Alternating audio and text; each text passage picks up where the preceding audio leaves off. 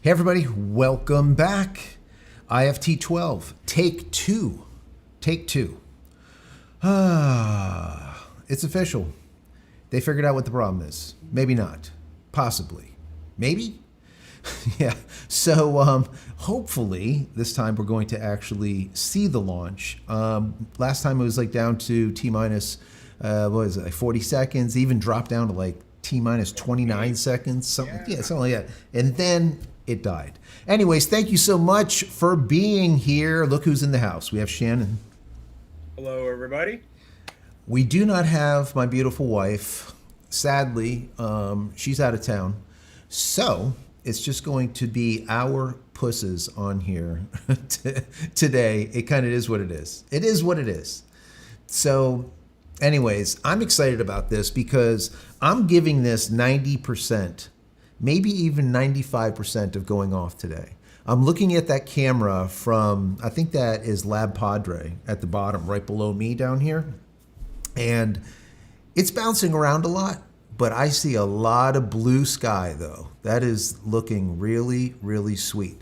So anyways, let's say hello to people real quick. Let's see who's in the house. Who do we have here? David, how are you doing, David? Thank you for being here. Having a go too is in the house. Good morning to you. 6 a.m. there. Wow, in Oz.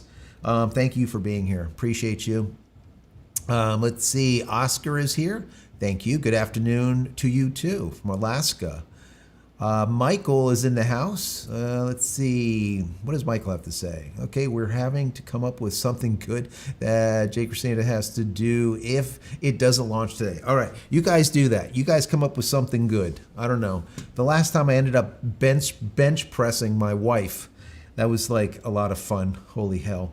Let's see. We have, let me see who else. Fragile's in the house. Thank you for being here, Fragile. We have Speed Racer is here. Leanie is here from AZ, from Arizona. Maid Homesteader. Thank you for being here. Invisible is here.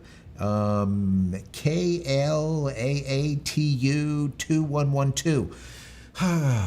Yes, thank you for being here. I like the rocket. Times real fast. Yes, and we have Alt 9400 is in the house. I guess it's New Hampshire. Thank you for being here. If you're new and you just got here, just say hello in the chat. Yesterday we had about 750 people, somewhere around there. It was a lot of people that ended up in the chat, which was a lot of fun. It gets to be a little bit crazy, so Shannon's going to help me out a lot by looking at the chat and trying to keep up with stuff. But do me a favor, if you have a question, put that at JCristina in the question, because it pops up on my screen nice and orange, it's bright, and I can just hone right into your question.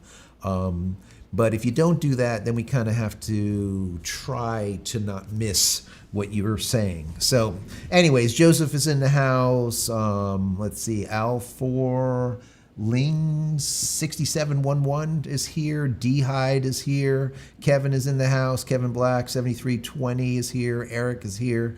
Bloody Mary Larry, thank you for being here. Fingers crossed today. Me too. Me too. Bloody Mary Larry. My fingers are crossed. I think we're good. I think we're good. I think we're good. Let's see. Shadow is here. Lane's here from before. K Dronin. Thank you for being here. Appreciate you. Good Glacier is here. Turkey Man Production something blah blah blah blah blah 1696 is here. Yes. So anyways, I just want to know from you, Shan, what do you think? I say 90% to 95% launch today. What do you think? Well, I'm going to go with what Grok says, which is 80 to 85%. So you know AI is always wrong, right? I know AI makes stuff up. Yes. But none of us know for certain. Yeah. So I'm just going to go with Elon's son over here. All right. Well, I'm okay with that. That works. So I think today we're going to see a launch. I did write down what Elon did say in X. I don't know if you guys read it or not, but he said this is a quote from him. He said the hydraulic pin holding the tower arm in place did not retract. That's once again a hydraulic problem. I know people were asking me, is there really hydraulics still on this, or is it all actuators? Is it all electronic motors? And let me shut my phone off before start getting rings. But yeah, there's plenty of hydraulics still left, but they are moving the majority of the stuff to little motors, little actuators. It's just they're quicker. There's a lot of benefits to it. Anyways, so that pin ended up being a problem. There was a secondary issue, and that was that QD arm. That ended up being that's a quick disconnect. If you don't know a QD arm, the quick disconnect ended up the arm was not venting properly after repellent load, causing an unexpected vapor plume. So that was kind of what ended up happening for yesterday during the attempt. Let's just call it a wet dress rehearsal, because that's basically what it is. That thing was loaded to the hilt. We saw it, instead of looking like stainless steel, it looked like one big chunk of white ice. It was beautiful. So it is ready to go. And what's really nice too is now this thing doesn't need to, it doesn't take that long to load anymore. I think a full load is like 36 minutes or something stupid like that. I mean, it's so quick. I mean, the pipes are like this on it now. So all new plumbing. So that's kind of cool. The craft, I think in totality, it's just under 12 million pounds of propellant. That's a big bomb. 12 million pounds of propellant. That is insane if you think about it. But yeah. So anyways, Shannon, if you have any questions that come through or anything, just jump in. Let me know. Well, we did have a comment that my audio was low. Your audio's low? All right. But there we go. I just dialed you up a little bit, and let us know. Let us know, guys. Yeah, let us know if Shannon's I'm back trying up not to be too loud. I've got a really loud voice, and I talked to Joe before the broadcast. We made an adjustment. So, what do you got? Yeah, let us know how the audio is, because we have an hour and like 15 minutes, hour and 30 minutes or something like that. So we'll just get everything dialed in before. So right now it's kind of like the hangout and chit chat time. This is my favorite time. So I actually want to see, my personal favorite time is if this thing actually gets into orbit and we get to take a look back from one of the, let's call them placeholders, one of the version 3 satellites that are dud satellites, right? They're going to launch 22 or 23 of them, and 2, I believe, are going to have cameras pointing back at the ship. So they'll be able to do like a really quick visual analysis of those tiles to see if anything fell off, if there was any issues, any problems. That's cool.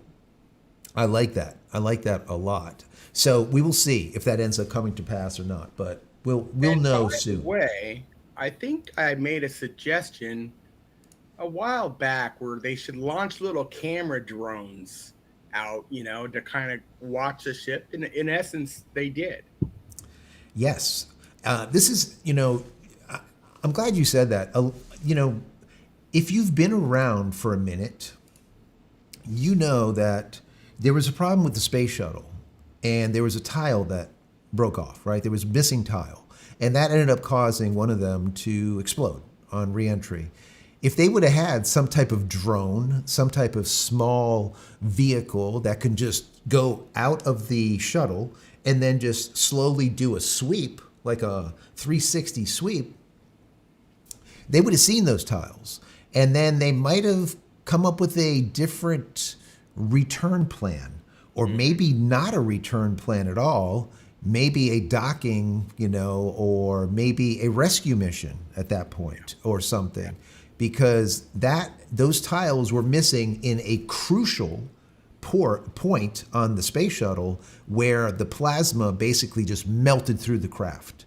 Whereas if those tiles were there, it wouldn't have happened. But if they would have known those tiles were absolutely missing, well, they probably wouldn't have allowed them to come back into orbit and burn up, literally burn up. So I don't know.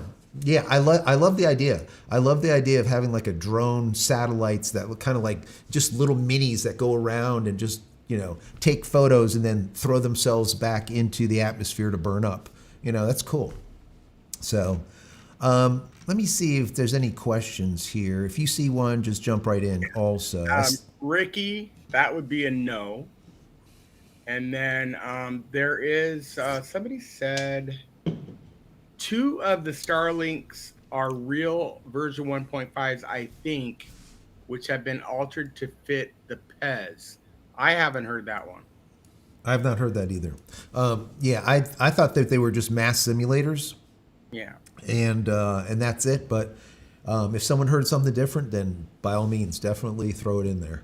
Yeah, throw Ricky it in was the chat. asking if you were planning on going live after the show, and so I just simply said no. If you want to elaborate on that, you're more than welcome. Yeah. So what I will probably do, well, the question for me, I was going to drive to the other coast of Florida, but depending on the launch, if the launch ends and maybe it's delayed and all of a sudden it finally goes off, I think it's really going to depend on the time. If it's not that late, I might stay a little bit longer, after, and we could just kind of chit chat. So just we're going to have to play it by ear. I really don't want to drive for 3.5 hours to get to the other coast in the middle of the night, but it kind of is what it is. So we will see. Hang tight for that. Peter Gosling's in the house with 10 gifted members. So if you got a gifted membership from Peter, please say thank you. Thank you so much, Peter. Really appreciate that. And congratulations from yesterday on the new position, the upgrade, which is really cool. Thank you for that. Let's see. Peter says no flight today. What? There's going to be a flight today. Come hell or high water, this thing is going to go off. I don't know. We will see. We will see if it's going to be a yay or a nay. I have a feeling that, like I said, I give this thing a 90 to 95%, and Grok, what'd you say, gave it like 80? 85? 80 to 85. 80 to 85. Well, yeah. All right. So somebody says, Michael Johnson's 9760 brings that up again. I heard mention also that a couple real satellites might be dispensed. And then the golden question would be, will it fly high enough for it? Yeah, well, no. I mean, yes and no. Can you launch satellites? Yeah, they do it already. But remember, it's suborbital. So those satellites go out. Like when we see them launch in, like, what was it? IFT-11, IFT-10. When you see those satellites launched out of the PEZ dispenser, they're going to be burning up pretty quickly because it's not really that high. They're not. The altitude isn't high enough for them to stay up there for any duration of time. Number one, number two, they do not have any propulsion system on board either, so they're kind of they're pretty much gone. So yes, I mean they wouldn't expend like a real satellite and a suborbital trajectory. I mean, it would make no sense. It's going to burn up in minutes, right? So, but suborbital is okay with cameras on board because even though those cameras are going to burn up in minutes, but they're still going to get a ton of photos, a ton of real world data that they're going to be able to use when it comes to analyzing how well the mission kind of went, right? If there was any issues. So, hey, by the way, I like the SpaceX shirt there. Nice SpaceX shirt. Well, thank you. I just printed it myself. Did you really? No. That was from when we visited the Cape? Or before? I bought it before our Texas trip. Okay. Yeah. Gotcha. Let's see. Ricky Joe says, is this launched from Texas location in Cape Canaveral in Florida? So just so you know, It is launching out of Texas, Starbase, Boca Chica, Texas, however you want to look at it, Starbase in Texas.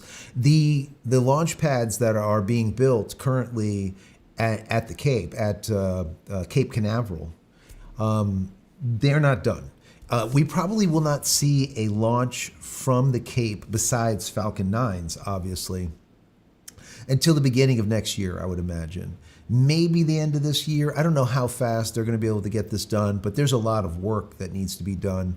But eventually, what's really interesting is my understanding is Cape Canaveral, Kennedy, is about 3 hours north of me. So I'm going to be there a lot when these things go off. But anyways, my understanding is that's going to be the location for all of their primary use cases.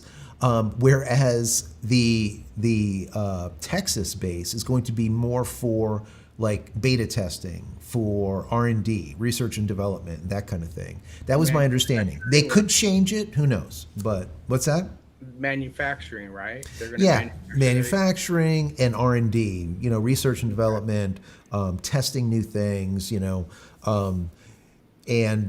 the thing that my understanding is they're going to be moving like parts through the ocean around to the Cape, just as they're manufacturing things over there in Texas, which I mean, it kind of makes sense, but it kind of doesn't either, because it's still a long ferry, Now, wouldn't it? Yeah, just straight through Florida, just dig a canal.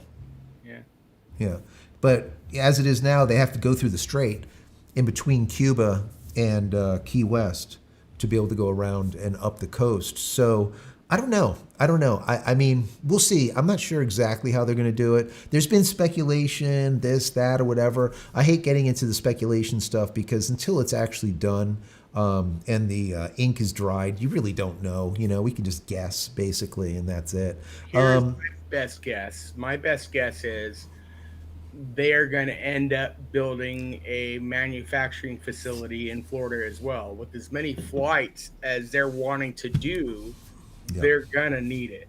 So I agree. Yeah.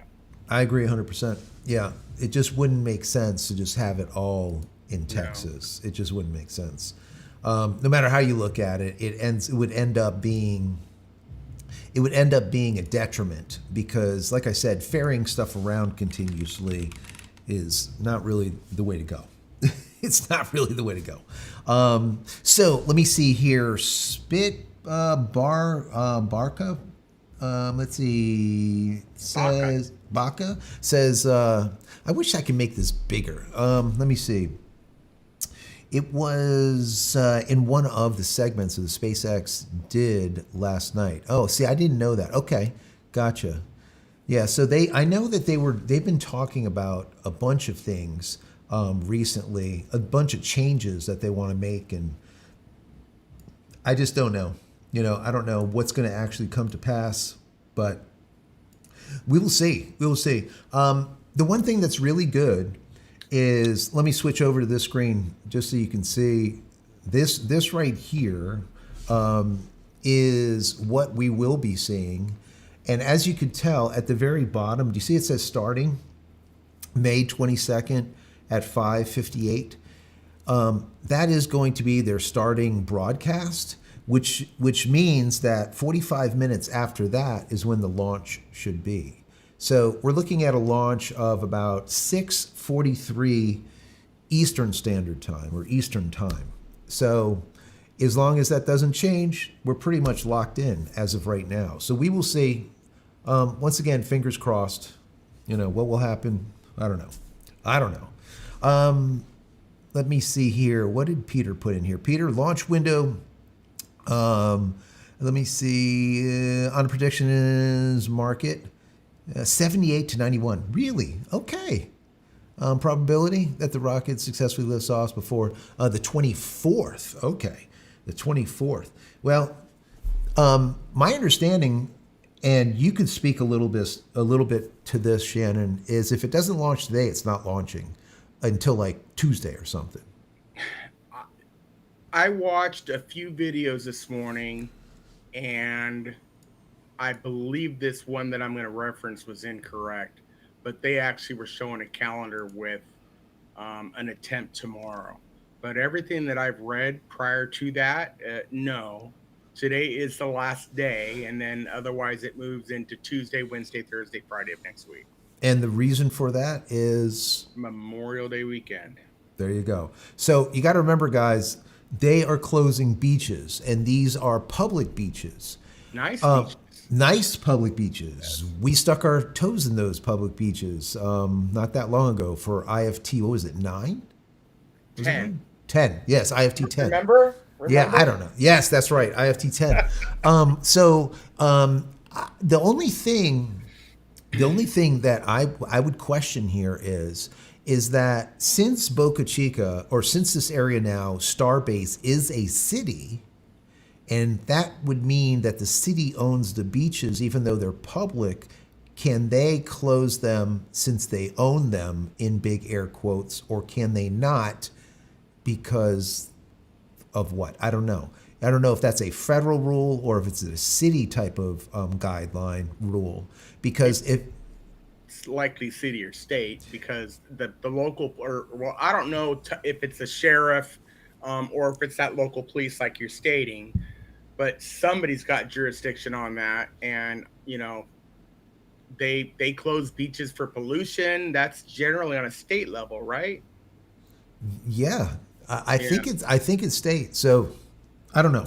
Since it's a city, does it matter? I really don't know one way or another. Maybe someone out there does. Mick says, "Did you see that Anthropic is going to pay 1.2 billion per month for processor time in the Memphis facility? That is big money. That is big money. But I mean, they're making big money. These people are making big money." I did that video just recently how Elon Musk they lost the lawsuit against Sam Altman and OpenAI, which really sucks. But the reason they lost is the lawsuit ended up getting thrown out. And that's what really kind of pisses me off, because it was on a technicality. And it had to do with a temporal thing, right? It was a timing thing. They had, I think it was 3 years to the day to be able to file this lawsuit, and they were off by, I don't know, a day, a month, or a period of time, a small period of time, and the courts just threw it out. So if I was Elon, all right, and hopefully he's listening, I would fire every single one of the attorneys that were on board during this time. If you can't get a date right, that's a clerical issue. You should not be an attorney. I don't care if you came from Harvard, Yale, Princeton. I don't care where you came from. If you cannot get something as basic as a date right, well, then I don't need you. I would get rid of I would not just one. I would get rid of the whole team and bring in another crew. Because he ended up losing to Sam Altman over there in OpenAI, which is actually closed AI, which kind of pisses me off for no reason. Now, is that, I made it into kind of like losing the war. It's a battle, not the war. There's going to be more battling that happens between Elon and Sam, I'm sure, in the future. But this just goes to show, how a corporation can take something that was originally designed, I'm talking about ChatGPT now and OpenAI, was originally designed to be a nonprofit, turn it for profit, turn something that was open AI into basically closed AI. And now we see companies like Microsoft just throwing billions and billions and billions of dollars at it, and are now in bed.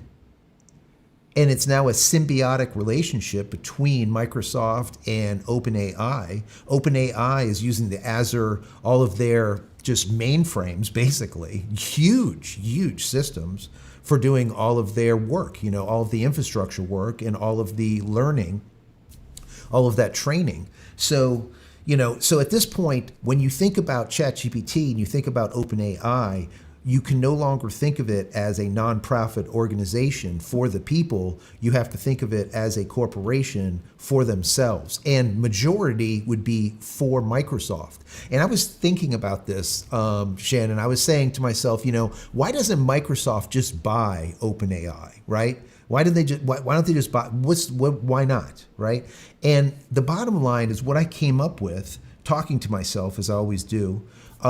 Yeah, I came up with the fact that they really don't need to buy them because they kind of own them anyways. Because if it wasn't for them and their servers, they would have nothing to train on. It would cost them billions like we're talking about here with Anthropic, the same thing. You're talking about billions and billions and billions of dollars of training. Whereas, having that relationships. Now, the part that Microsoft gets out of it is their Copilot and their Office and their entire crap is now running on OpenAI, on ChatGPT, on the back end. So anyways, that's kind of it kind of sucks, but it is what it is. I have a little bit of input on that. So yes. I just did some research. You know me, you can hear me typing. So I asked Grok, where was that lawsuit tried? Oakland, California. Who was the judge? Yvonne Gonzalez Rogers. Who was she appointed by? Obama. So I'm wondering, and it shouldn't be, but I'm wondering if that was a political decision. So the answer would be no. And the reason why it would be no is because no matter how you look at it, there is a time frame for every lawsuit to be levied, and if you go outside of that time frame, it is immediately thrown out. So I heard that part. Yeah.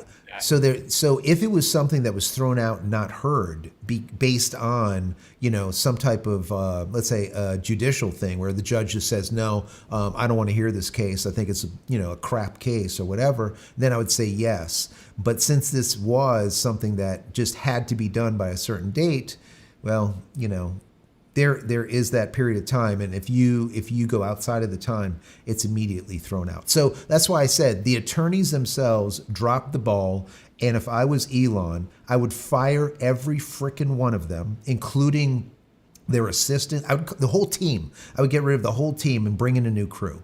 Because you cannot, there's no way, you cannot, just like I told you guys way back when.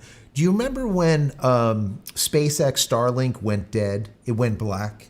And the reason it went black is because someone at SpaceX or at Starlink didn't pay the bill for the SSL certificates. When something like that happens, that is just a rudimentary, that is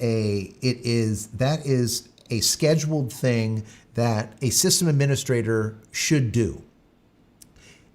I even said at that time, whoever or whatever team was involved in not paying for that SSL certificate renewal that needed to be done should be fired. I would just shit can them and then move on to another bunch of people. So, there's certain things that, you cannot, you can't allow, let's say. That's the way I look at this lawsuit. There is absolutely no way that I would allow this team to remain working for me when you missed a date. You can't miss the date. It's 3 years. I mean, you got plenty of time, right, to levy the lawsuit. You got plenty of time.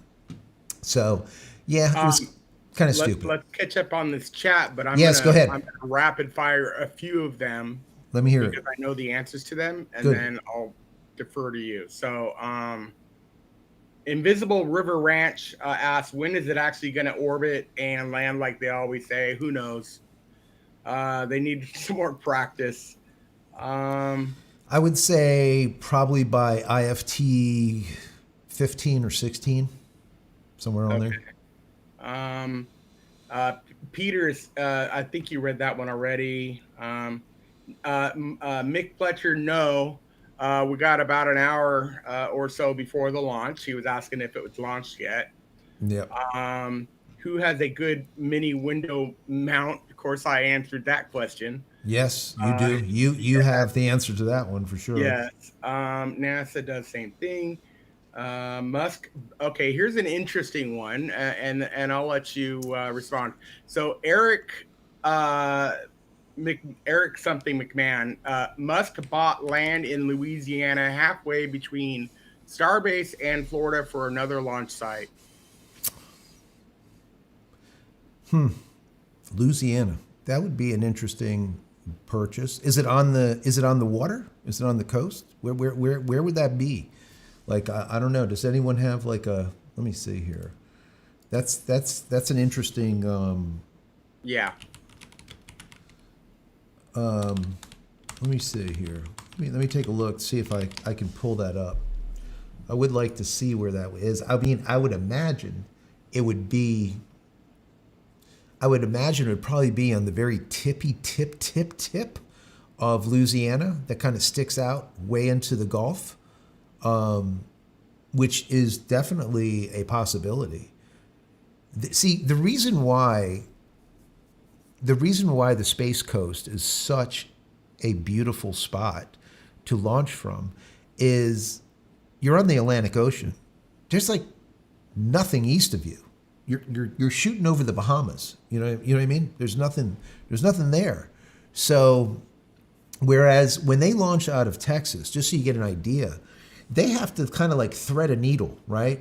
They're kind of coming in, and they're coming in between like Cuba and like Florida, the southern part of Florida, going over the Bahamas. When they blow up, we've seen them many a times.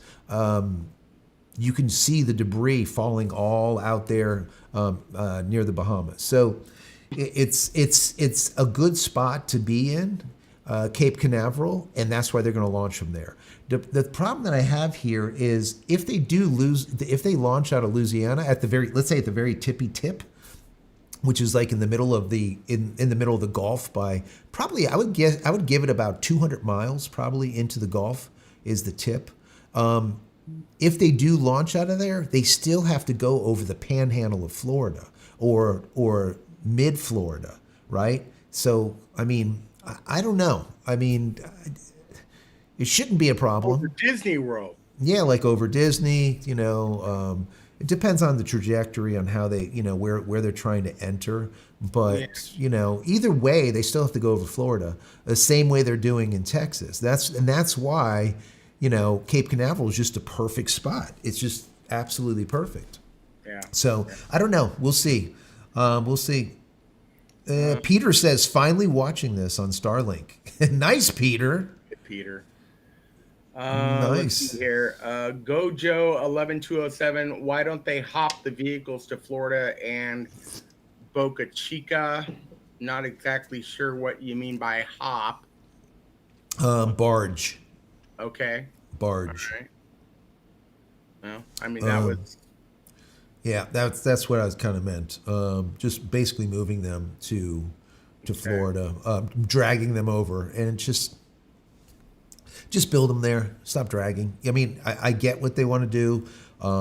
They probably want to have two manufacturing locations and have one for R&D and one for, the actual launches. But I think, see, the cadence that they're trying to go for is so crazy that they almost have to launch from multiple locations because it's going to be like a launch and come back and launch and come back and almost like a dance. So I don't know. I really don't know how they're going to end up playing it, but it's interesting no matter how you look at it. Fragile says SpaceX IPO priority given to users on Robinhood, SoFi. I didn't know this. Fidelity, Charles Schwab, E-Trade, Morgan Stanley. Nice. When? I just want to know when. Supposedly in June sometime. I just, this stock, Fragile, is literally going to come out the gate like this and do this, just parabolic. It's just going to do straight up. All right. I just don't want to be that guy holding the purse for the other dude that got in nice and early because he has a ton of cash and he has an in, right? And now I'm paying for his, the tax, let's call it.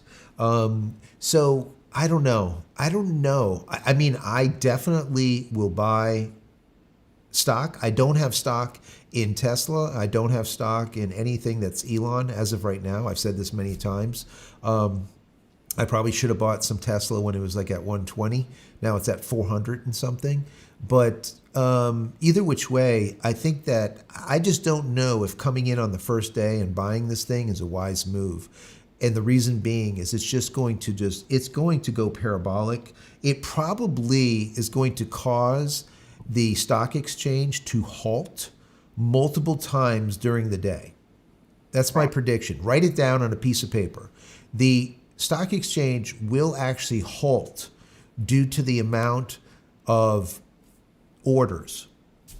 It will. I can't see it any differently. I mean, I could be wrong, but I have a feeling that it will. So I don't know. Let me know, Fragile. Any other information that you have on the stock, please let me know because I'm very, very interested. UFO Sal 722 with the super chat. Thank you so much for that. Can a version 3 satellite be deployed around the moon or on the moon to improve human to moon communication? Love the vacation on the moon. Love the vacation on the moon 10 years. So, yes, what will end up happening, UFO Sal, is that they will have eventually, just like currently we have over 10,000 satellites around the Earth, there will be thousands of satellites around the moon also, okay? And those satellites will be able to communicate. It doesn't matter if you're on the dark side of the moon or on the light side of the moon. Doesn't make a difference.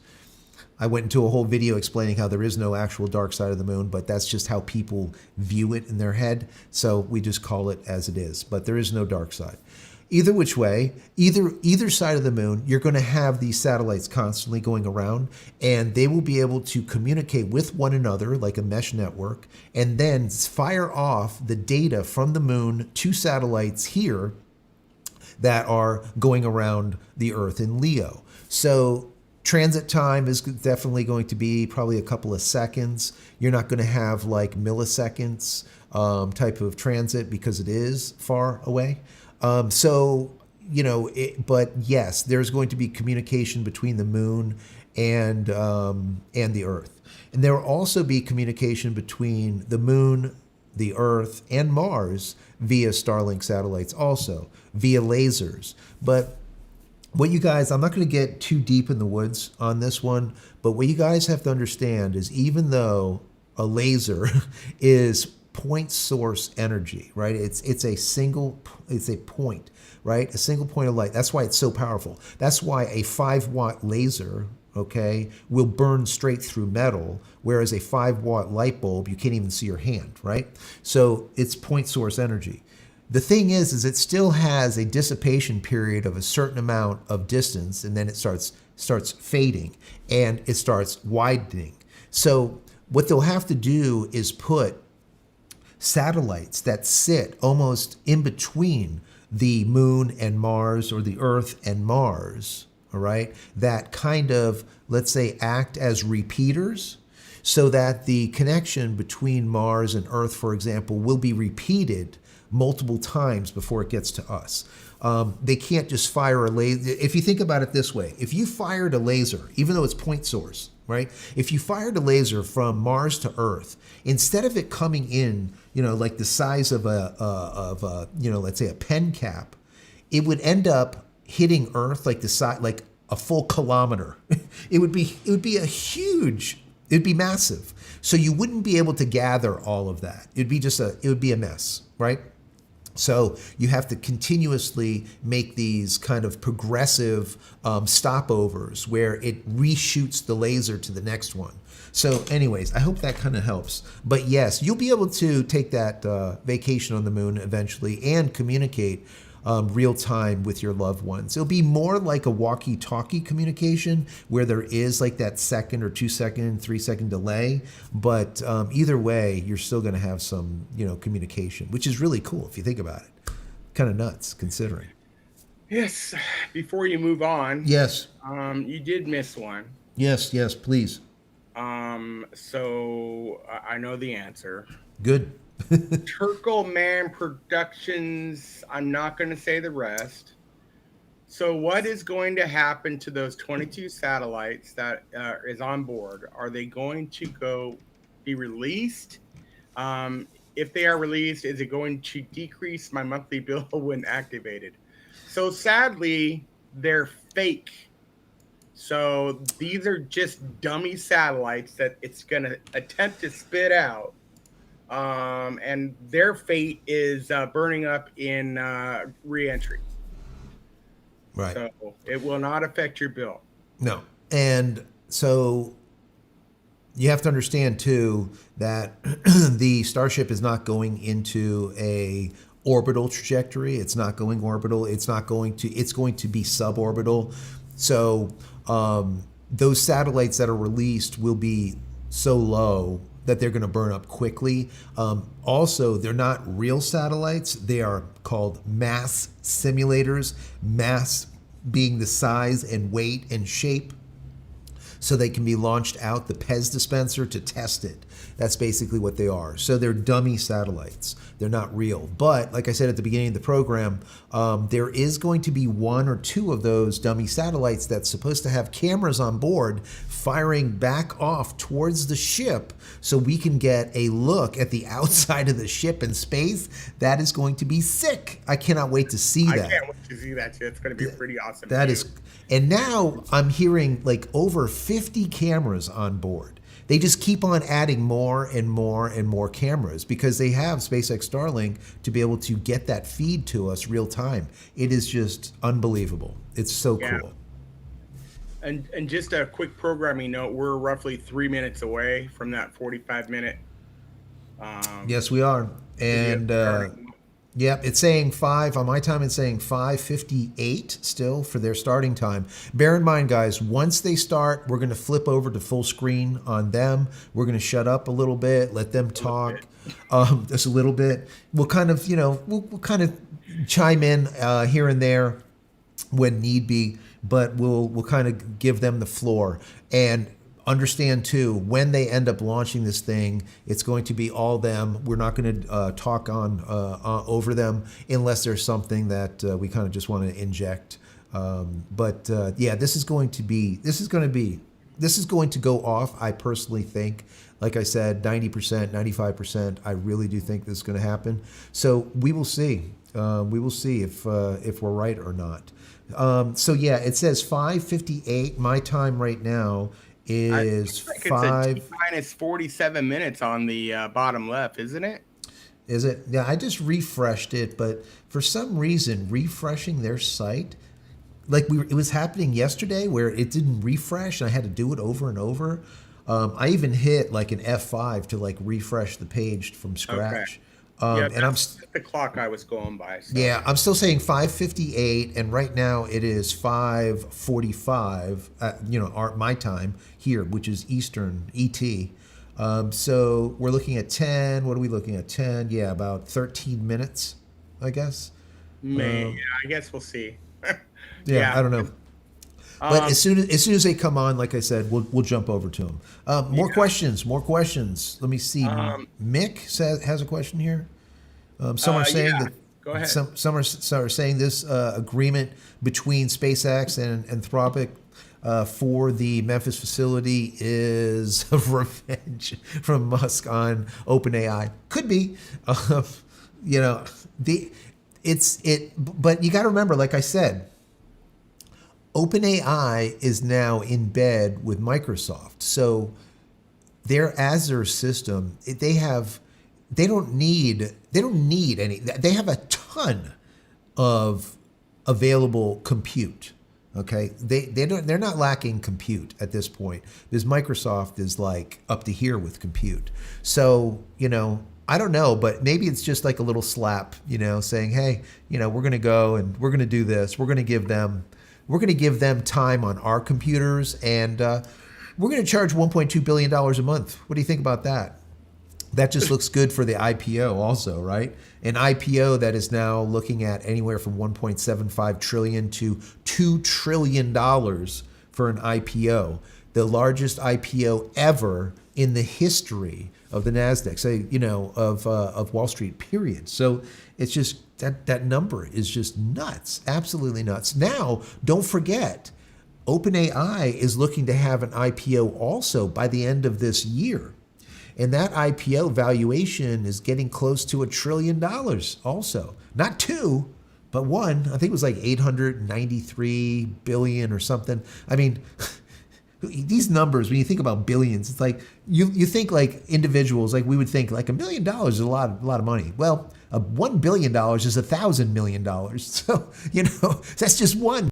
And we're talking about 800. So it's so massive, the amounts of money. It's just crazy. So Peter wanted me to take off my hat so he could rub my head. Okay, you should do that. I did that already. And then Peter is also sending a bunch of kicks. Oh, okay, all right. So let's see here. Honey Badger's in the house. How you doing? Hey, Honey Badger. Thank you for being here. Let me see. What other questions? What do we got here? Waffle House on the moon. That's great. That would be kind of cool. Ricky Joe says, this may be a dumb question, but is network congestion for AT&T possible at 12 a.m. cause my internet here was running at 150 megabits per second down, and then suddenly it starts buffering down to 20. It's AT&T. That's all that I can say. It's AT&T. These people, they throttle crazy guys. They're crap. If you've been with me for, that I used to work in the same building as my rack was actually next to Bell Atlantic's rack, and trust me, they're just crap. That's it. So yeah. Mick says, we went through that one already. Peter says, why do different speed test sites always give away different results? The reason being, Peter, is because if you do not use the onboard speed test right from SpaceX Starlink, which just uses their servers, if you're using speedtest.org or .net or whatever, like Ookla, if you use Ookla, what happens is every time you do it, you're getting a different server. So instead of testing your equipment, you're testing your equipment, and then you're testing how many hops it takes to get to their equipment. Is their equipment congested? Is it too many hops to their equipment or whatever? So you're going to get constantly different results. So, matter of fact, while we're here, let me go ahead and I know we're getting close. If there's another question, jump onto the question. I'm going to take a look to see if I can do a speed test, because I always like to do a speed test for you guys whenever we're on live, so you can see what kind of speeds I'm getting here. So we're running a speed test right now. So we'll see what we get, and I'll give that to you. What other questions we got here? Let's see. Some guy just blew up the chat with membership, so I lost my spot. Who would do that? Shannon, if you guys got a free membership, thank Shannon. He's sitting, I guess, right over here. Thank him. He just gave you guys free memberships. Definitely say thank you. Thanks a lot, Shannon. Appreciate that a lot. Let's see. Relay station. Rip IV 59 says relay station. Just think of a space-based Pony Express between Mars and the Earth. Absolutely, pretty much. That's what it is. It's just a repeater. Just think of it as a repeater. It's like repeating your Wi-Fi. That same type of thing. Mick says some analysts are now saying that SpaceX and Tesla will merge next year. That could be. He's trying to get everything under one roof. I don't know if he wants to put Tesla in the game too, or how he wants to do. What he's going to do with all of his eggs. I don't know. Isn't Tesla part of the? I think Tesla's part of it already. You should check into that. I think Tesla's part of the IPO, isn't it? No, SpaceX, Starlink, X, which was Twitter, right? X, Boca Chica, the city, which is space base, and then there was one more. What am I missing? It's not Tesla, is it? I don't think so. No. What the hell? Anyways, either way, yeah, maybe that will happen. He is consolidating. But the way he's doing it is smart because he's not a stupid person. He's not allowing a board to take control over his company like Steve Jobs did and ended up getting Steve Jobs fired from his own company. And then they had to rehire him into his own company to fix all of the crap that they did when they tore Apple into just shreds because they didn't know how to run it. Let's see. Any more questions, you let me know. Let me see. Was there a... okay. If you have a question, put at JCristina. We're getting close to that deadline time. We're at 5:52. By 5:58, we got 6 minutes before they're going to jump in here. So any other questions, stick them in there right now or forever hold your peace. If you give me questions during the broadcast, I will still answer them kind of during downtime. All right, so just keep them flowing. If you guys just want to talk between each other, that's all cool. Right now, there's getting close to 300 people, I think, online. Yesterday we had like 720, 750. I don't know. We had over 700, which was nice. Anyways, here's what we got. Remember I told you I was going to do a speed test. We got 281 down, 53 megabits up, and 24 millisecond latency. Now, the 281 is kind of poor for me. I'm usually getting in the 300s to 400. I've seen like 420, but the upload speed of 53 is pretty damn sweet. Think about that. Just a year ago, that upload speed would be like 15, 18, 20 the most. We're talking more than double now. And I have seen up to like 64 megabits up. And remember, we're using satellites that are version 2 satellites. They're not even these new version 3s that have 15 times the capacity. So once we start using those version 3s, this thing is going to go crazy. We're instead of seeing an asymmetrical connection, we're going to see a symmetrical connection. So instead of it saying 281 here and then 53 here for the up and down, it's going to say, let's say 300 and then 300. Once again, symmetrical. So we're going to start seeing symmetrical connections, and we're also going to see a gigabit connection from space happening in the not so distant future. I would say by the beginning of next year, we should see gigabit connections. Now, they might roll out corporate first and then to us, but we'll see. I got that answer, by the way. Go ahead. Core, SpaceX, Starlink, XAI, and X. So it is 4. And then it's hold on. Go ahead. So it's Core, SpaceX, Starlink, XAI, aka Grok. Right, and X, and Twitter, the old Twitter. It says investors purchasing SpaceX shares will gain exposure to this combined entity, often referred to as the broader Muskonomy, elements under one roof. The IPO does not include Tesla, Neuralink, the Boring Company, which is one we forgot about, right, and then other smaller ventures. So, right. Yeah, that makes sense. Yeah, that makes sense. Super chat. Super chat. UFO Sal. Should we do the light that shit up before the? Yeah, we'll have to do that. Let me see. From UFO Sal says, hope launch is successful. I'd love to start a cybercab business. That'd be nice. For financial freedom. Wouldn't that be cool? Yeah. Can version 3 satellites be the AI brain of a cybercab to earn humans money? Yeah. So the version 3 satellites will end up being the AGI of this planet. It will be the Grok that will live in space. It will be like what we've seen in these futuristic books like 1984 and a lot of other futuristic books, Hitchhiker's Guide to the Galaxy, a lot of others that really talk about having an AGI. If you don't know, AGI is basically, let's say, your master artificial intelligence. It's artificial general intelligence. It's once we get to a time that the intelligence becomes smarter than humans. Actually, Elon has said that not only will it be smarter than humans, AI will be smarter than every human on Earth within like a year or something. That's how fast they are training in these facilities. So, take it for what you will at that point. Right now, they are not smart. They do stupid stuff. And if you are an expert at any subject, you know that AI is wrong more times than not.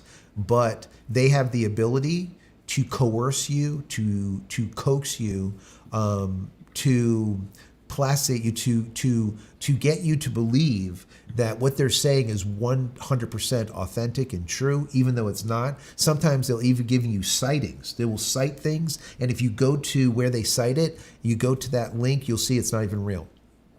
Bear that in mind. When you're doing research, and it is of the utmost importance, don't believe the AI. Do your own due diligence. I do this all the time on this channel because I'm constantly looking for the truth.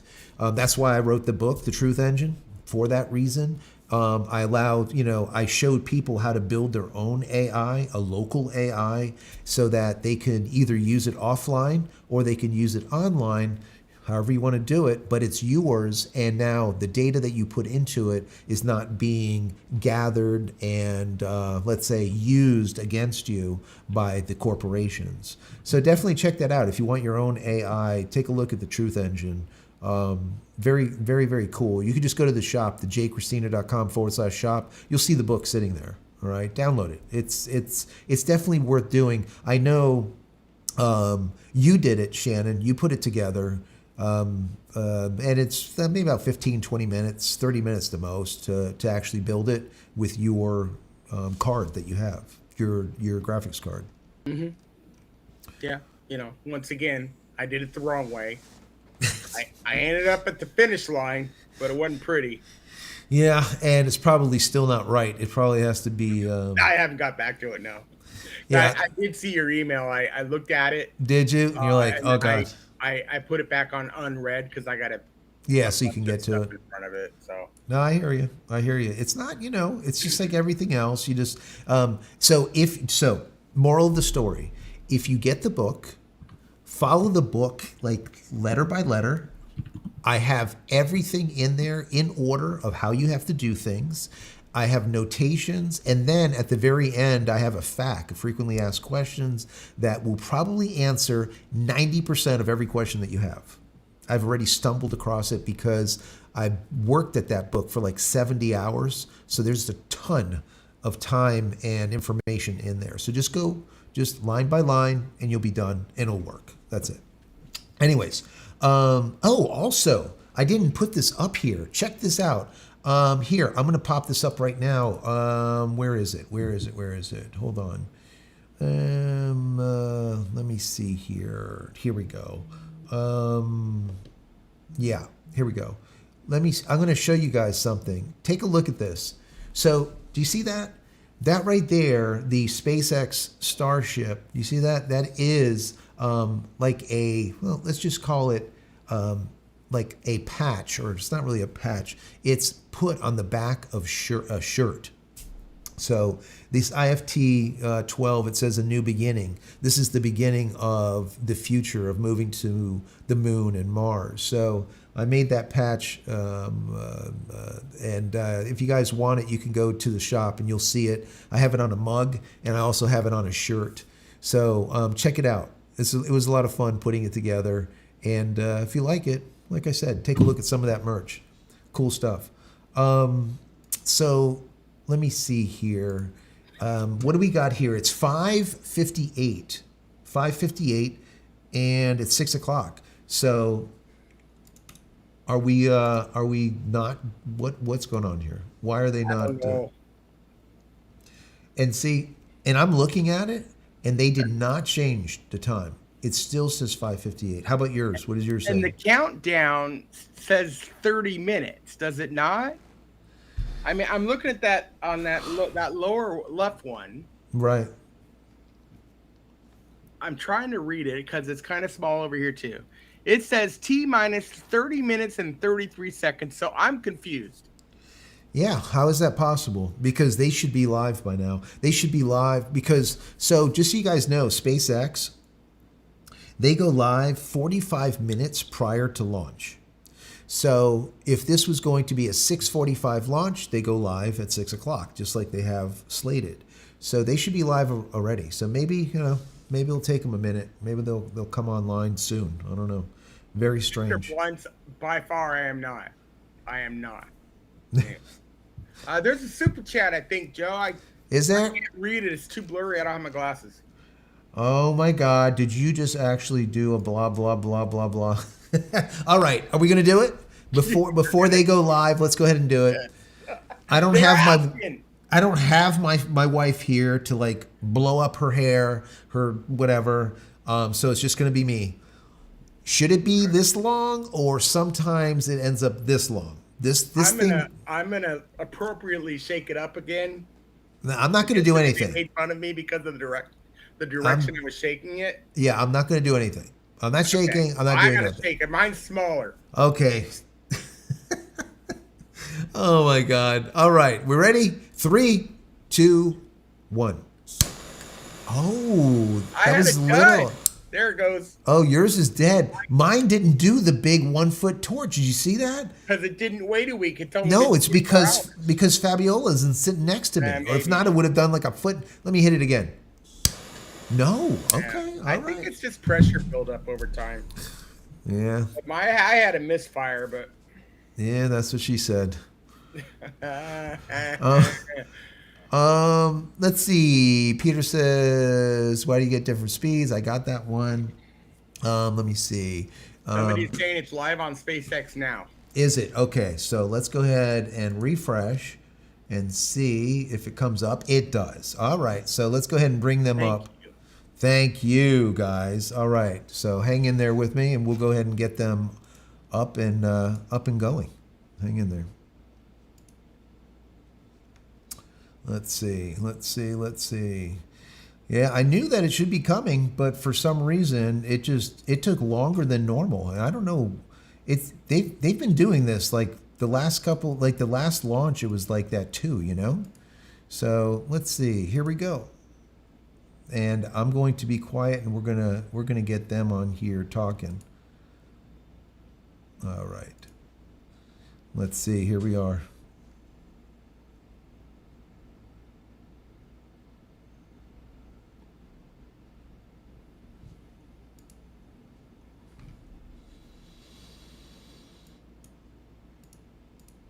Halfway up that tower, you see an arm that holds all of the propellant connections into the ship. It's also set up so that it kind of pushes against the ship to help make sure that we have a really good connection, and it stays attached when we unlatch that quick disconnect. There's a pin in the arm near where that attaches to the tower that has to be removed before the arm can swing away for launch. It's important to remember there's a lot of benefit to not release the arm too early or too late, and a lot of hardware that has to work in concert in very, very short time frames. We started to unpin it. Releasing that tension caused some motion in the arm that triggered a hold, and that put the pin back in. Then that got us into a bit of a tug of war between systems on the tower that rely on hydraulic pressure to work. Really, the arm trying to keep its pressure on the ship and trying to pull that pin out. You saw we made a couple of attempts to fix the issue, eventually got the pin to start retracting again, but hit the same motion hold. Ultimately ran out of time. The team, though, made some hardware, some software changes to get us into a better position to fly today. We had the tower team up there last night. They welded in some hardware that's going to cut down on the motion of the arm as it's pushing back when the pin's released. And getting all the data we saw on how this hardware interacts in those critical moments, went in, looked at our software, all of our logic, see where we were overly conservative, where we may have had holds built on the wrong readings or the wrong times. Overall, though, really fast work by the engineering teams put us in a position for flight today. Heroic work by our logistics teams to get all the propellant out there. But things are looking really good for launch at the moment. Right behind me, all of the flight controllers on console, looking at the rocket, looking at the pad, looking at the range, all the systems as we count down to liftoff. Propellant load is underway. You can see the rocket getting frosty. We're on track to launch at the top of our window at 5:30 p.m. Central Time. Weather has been gorgeous. Thank you to everybody who was outside yelling at clouds that got us weather yesterday. It extended into today, and we are looking at a green range right now. Functionally, today's countdown, identical to yesterday. It looks very similar to previous Starship flight tests. Some minor differences in timing on things like when we start propellant load, when the water starts flowing on the diverter, when our engines start up. But all the hardware is new. New booster, new ship, new engines, new pad. Let's do another quick look at everything that's debuting today with Starship version 3. As Kate noted, some of the outside will look familiar, but we've made extensive upgrades across the entire system. Big picture, because Starship's still very, very big. It's just over 407 feet tall, fully stacked, a little bit taller than version 2, have more propellant in both stages. On the bottom half, our super heavy booster has some visible structural changes on the outside. On its top, we've got an integrated hot stage now, got rid of the one-time use one, so we're doing that for reusability. The ship's Raptor engines are going to be igniting directly into the top of the booster. That's where you're looking right now. All of that force and heat offset by the pressure inside the booster's fuel tank and a thin layer of non-structural steel. The grid fins on the booster, which we used to steer on descent, went from 4 down to 3, but we made them 50% larger. Higher strength, also use them for lift, and we'll use them for catch on future missions when we bring the booster back. We redesigned the fuel transfer tube inside the booster. That's what's sending all of that massive amount of liquid methane down to those 33 engines, lets us light all 33 at the same time and have faster, more reliable flips. The bottom of the booster looks very different with those Raptor 3 engines.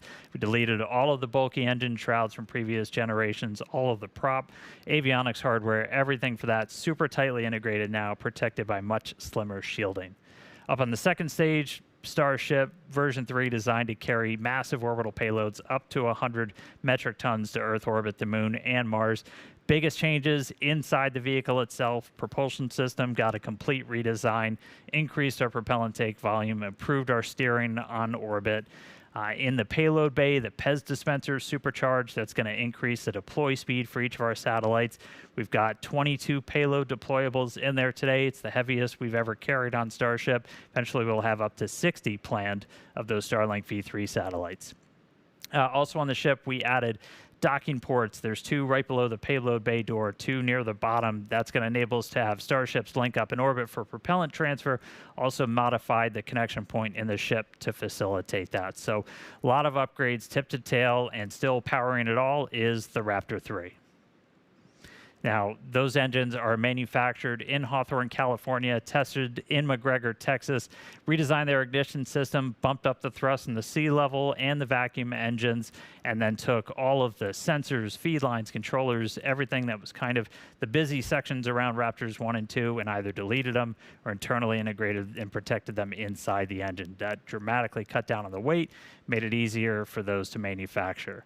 So, just an incredible amount of effort from the world's best engineering team getting this rocket to the pad ready to launch today. I'm going to stop talking for a little bit. That was a lot. Send it back down to Kate and Jake for more on Pad 2. Yeah, so like Dan was just saying, the team has been working hard on a brand new rocket, but we also redesigned the ground systems. And that brand new Pad 2 is making its debut today. We took everything we learned from operating on Pad 1 to create this totally new launch pad. Pad 2 is optimized for full and rapid reusability. We've upgraded our propellant farm with much more storage and more pumps to enable super fast filling for launch and relaunch. And on the tower, we changed to shorter chopsticks. That's the black assembly there at the top of the tower, and that enables even faster motion to better track vehicles flying in for catch. Yeah, and we also changed the actuators driving those chopsticks from hydraulics to 100% electromechanical, increasing their speed, redundancy, and reliability. On the ground, the launch mount was also completely redesigned, and if I had to describe it in one word, I'd say robust. But it's also smarter. We've separated the fuel and aux systems into different compartments and repositioned the booster quick disconnects to be out of the vehicle's plume during liftoff. And as you can see there on your screen, we also have a new bidirectional flame diverter and a new top deck flame deflector to eliminate metal wearing down. So we said goodbye to the pancake. However, this will help us get to 0 refurbishment between launches. Now, this pad is still built for maximum safety and fast turnaround because making life multiplanetary will require launching a lot of Starships. Now, it's currently T-minus 18 minutes and 38 seconds. We're going to hop over to Hawthorne for a moment for more on Starlink with Tyler Lionquist. Tyler? Hey, Kate, thank you so much. I'm Tyler Lionquist, and I'm a Starlink business analyst here at SpaceX. We're excited to be back here in Hawthorne, ready for another attempt at a launch today. So as we talked about yesterday, on today's flight, we're deploying 20 Starlink simulators, plus 2 modified Starlink satellites, which our team internally refers to as Dodger Dogs, because they stretch the V2 Mini satellite propellant tank so that it sticks out from both ends of the satellite. And the Dodger Dog serves as a tech demo between the V2 and the V3 Starlink satellites, and acts as a platform for testing V3 components. Now, the larger V3 satellites aim to greatly expand our network's capacity, while V3 hardware is designed to support faster Wi-Fi and improved broadband speeds for our customers while providing significant capacity upgrades from the V2 Mini. So, in addition to delivering future V3 satellites to the Starlink network, Starship is also planned to launch our AI satellites. And as you may have seen during the TerraFab event in Austin a few months ago, Elon laid out the path to revolutionize cloud computing and AI infrastructure, leveraging the unlimited power of the sun, targeting 100 gigawatts to 1 terawatt of AI computing power annually. And from there, we're looking at connectivity beyond our planet too. Building on the technologies used to connect people on Earth, the Starlink team is exploring using Starlink to enable high bandwidth connectivity around the moon.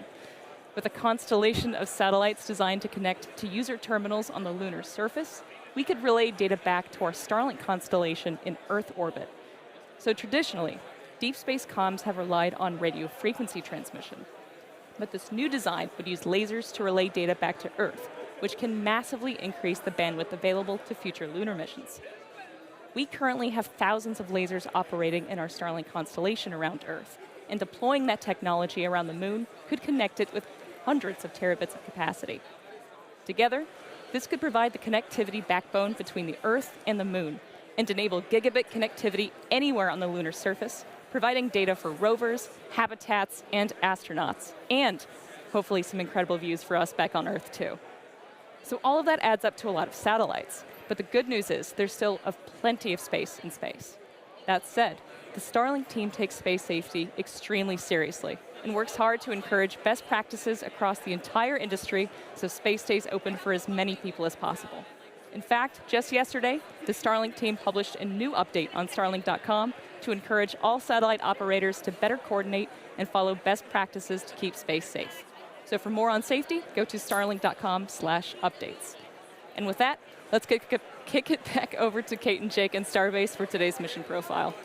Thanks, Tyler. Now let's dive into the flight profile for today's test.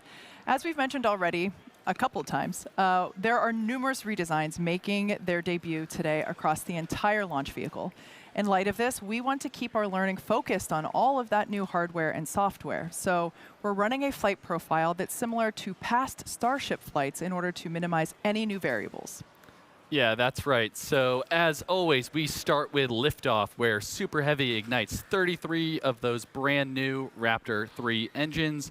We power through Ascent ahead of hot stage separation, where the booster shuts down all but 5 sustainer engines.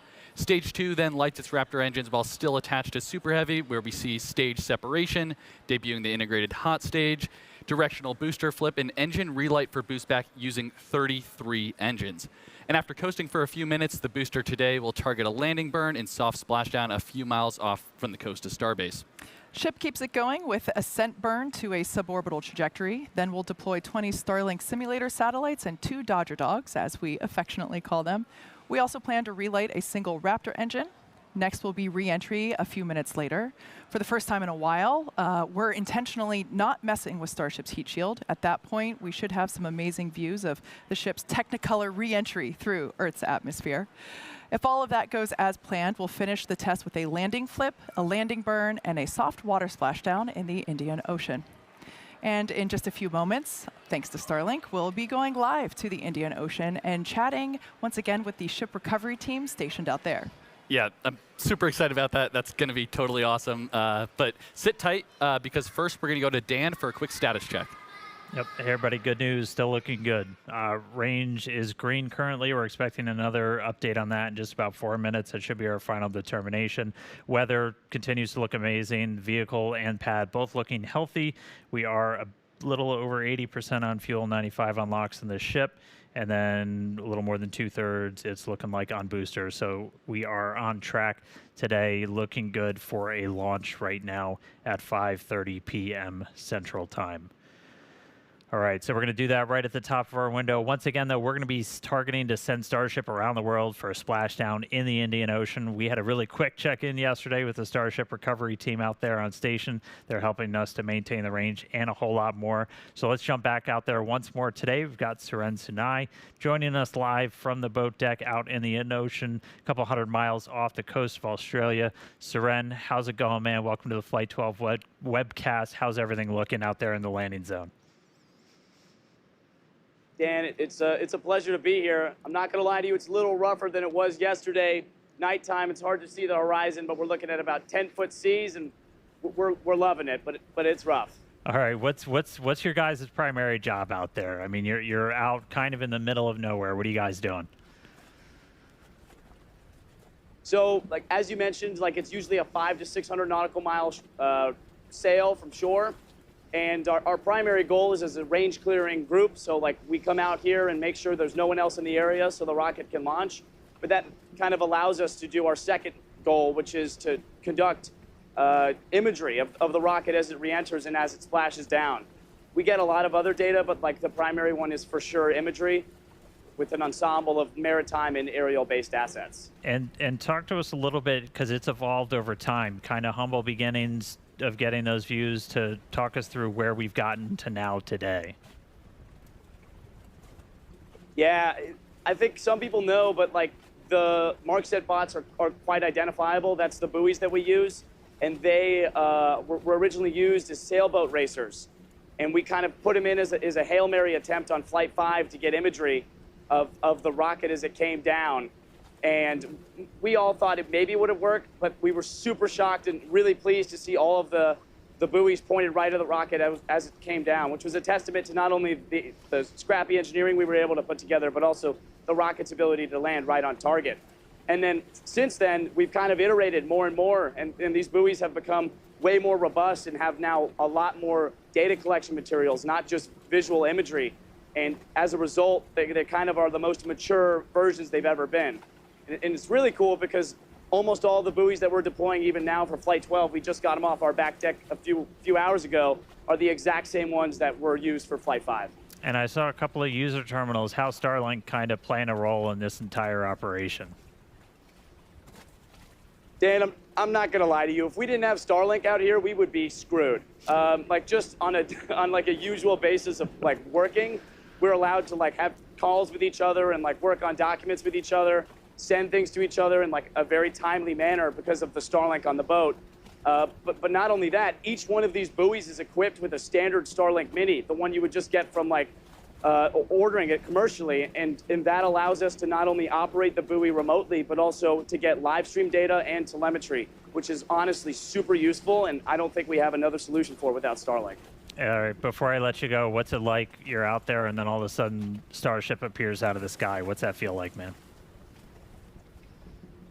Dan, I can't lie to you, it feels awesome. Just like being on the boat, not seeing any land for miles and miles, and then hearing the Starship crack down with its sonic booms and watching it breach through the sky, it is one of the most magical feelings on Earth, and really excited to feel that again today. All right, well, thanks, Suren. Good luck, man. Hopefully we're sending a rocket your way real soon. Thanks for joining us in, man. I'm going to send it now back down to Kate and Jake for the latest progress we're making at Cape Canaveral in Florida. Thanks, Dan. Now, if we want to get to the moon and then Mars as fast as possible, there's really only one answer, and it's to launch a lot more rockets. Yeah, and to do that, we're going to need a few more launch pads and support buildings, which is exactly what we're working on over in Florida. So originally built for Apollo and then the Space Shuttle, Launch Complex 39A has flown 126 Falcon missions since SpaceX reactivated the pad in 2017. Yeah, I actually remember the day that we did that. I was able to host the live webcast for that first launch out of Pad 39A, and it was just so amazing to see that pad come back to life. And it's also exciting to see how today, almost 10 years later, the ongoing construction, as you see there on your screen, and the development that will bring a second launch tower to Launch Complex 39A. It's designed to expand our capabilities to support Starship launches in the future, while also continuing to support Falcon Heavy missions from the original Apollo Shuttle Falcon launch tower. Yeah, and we're not done. We're also building a Starship launch pad at Slick 37. And to support the uptick in future launches, there's Gigabay, a giant assembly and maintenance facility designed to prep Starships ahead of Florida launches. And when complete, this huge structure aims to hold 24 work cells in over 800,000 square feet of workspace. It's going to be a big building. So much space. So yeah, SpaceX's future in Florida is quickly taking shape with our very first launches on the horizon. Exactly. A horizon that aims for regular trips to the moon. And speaking of moon, we've got another special guest for you today. Dan, I think the last time you and I were on a webcast with this person was Polaris Dawn, as he was performing the very first commercial spacewalk. That's right, Kate and Jared. I don't know if today will be quite as cool as doing a spacewalk, but we're going to try our best to make it as exciting. Like, thanks for joining us here today, man. You had a heck of an entrance on the way in.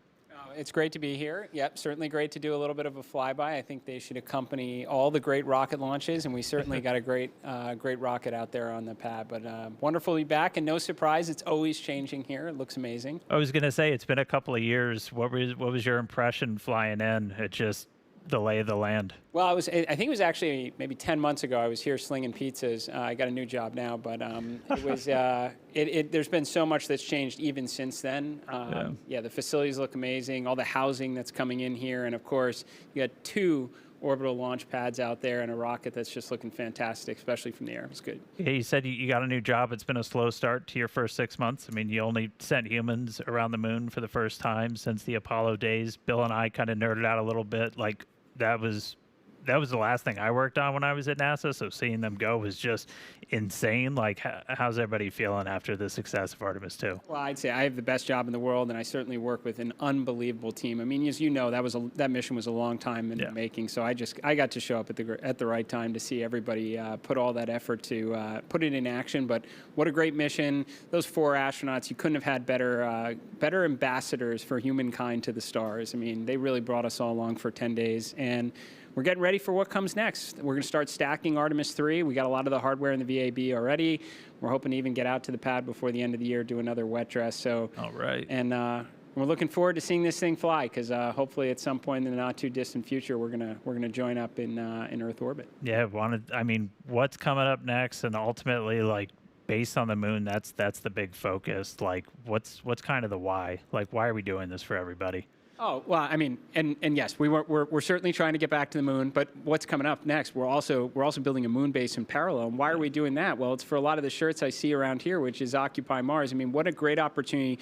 Go to the moon, return to the moon, build a moon base on the South Pole, interact with the water ice, right? Maybe work on some of those skills we're going to need when we're 4 days away from home for what we might need someday when we're 9 months away from home. But we got other things coming up too. You got Nancy Grace Roman. That telescope's going to launch later this summer. There's a lot of great, exciting things going on at NASA right now. Yeah, man. All right. Well, SpaceX, we're custom built to try and make life multiplanetary. We're super honored, excited to be part of this entire Artemis program.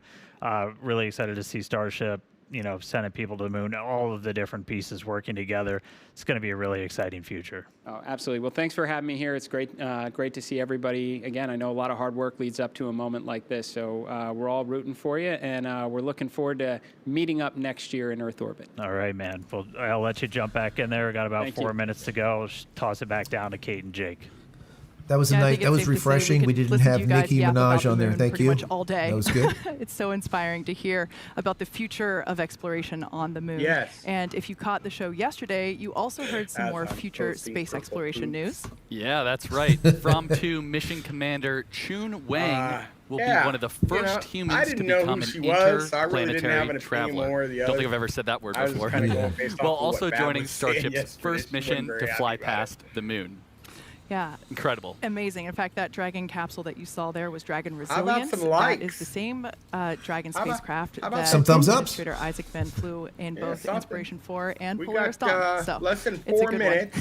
Yep, T Dan, minus we're 3 now coming minutes and like back 40 into, seconds. The a largest terminal rocket count ever. again. Anticipation is Oh, definitely and by the way, growing I was as we incorrect proceed yesterday. towards I our thought second attempt. it was going to Once be again, that this is the 2-minute mark where first they went flight. to go check We're it. It's aiming actually to 40 fly seconds. The first, Yeah. for the first time. And they actually announced Starship that version 3, pre-flight, massive but I upgrades couldn't across hear it. the vehicle that you so- see at the pad there, as well as the pad Look at itself. that thing just exhausting. Just Yeah. The good pushing news that is out. we've had a pretty quiet see the wind countdown direction? today. We are Yep. looking at a green range still, Look not at that. tracking any issues with our weather, with the vehicle, or with the pad. Instead of for being launch. 100% We are now shiny getting stainless into the steel, the phase where entire we're thing closing is out the white. upload on the ship, Just completely and then frozen. boosters gonna Unbelievable. close out That's in just about 50 amazing to seconds or see. So once we're fully done with this, you're looking T at minus 3 minutes, 11.5 folks. million 3 plus minutes. pounds of liquid propellant on board Starship and Super Heavy. We're going to Okay, get the trucking pad dog, itself we're gonna ready, be push quiet. back all of the propellant that's in those lines running from the farm up to the launch mount. Just kind of harden the area trucking and dog get it asked ready for for launch. Anthony, We're but I'm not going to peek sure. inside, hopefully see the engines do a little wiggle as we do our final steering check. That'll happen at T minus 100 seconds, and then after we get through T minus 40. If you tuned in yesterday, you're very familiar. If we need to hold, we can go into what's called rapid recycle, essentially, where we can hang out at T minus 40 seconds. It's built in. We're only going to hold if there's an issue, not currently tracking one. They can pop up after we pass T minus 40, but right now we're looking good. That big Hopefully body going to of move water right is past called? that. And then once we do pass T minus 40 seconds, a number of events will occur in quick succession. That is when the QD vent gate or quick disconnect vent gate will clear the gas commodity lines that connect the pad to the vehicles. Both the ship and the booster will configure their comm systems for flight and will rapidly run leak checks on gas and fluid tanks. And the booster goes to internal power and its engines will get their final priming for launch, while the ship's engines begin their ascent bleed profile and arms the automatic flight safety system. Yeah, and once we pass T minus 40 seconds, we still have the ability to rapidly recycle the count under certain conditions back to T minus 40 seconds. And Looks like we might be getting some engine wiggles here, as Dan mentioned earlier. These allow us to check out the thrust vector control actuators on these engines. It's important to make sure that they can steer. yeah, that's definitely right. And flame diverter on pad 2 activates at around T minus 17 seconds and enters what is essentially the point of no return at T minus 10 seconds.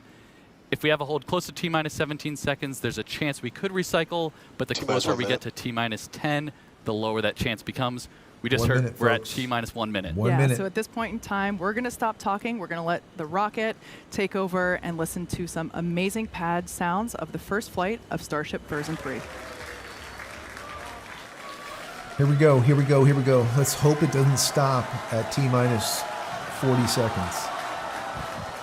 We will see. All right, we are holding. We were just waiting for the fuel pushbacks to complete into the prop From farm. what on. I heard, they do We that did hear on that purpose, that did just complete, kind of as a final so check expecting of them to everything. reset that Could hold be. shortly.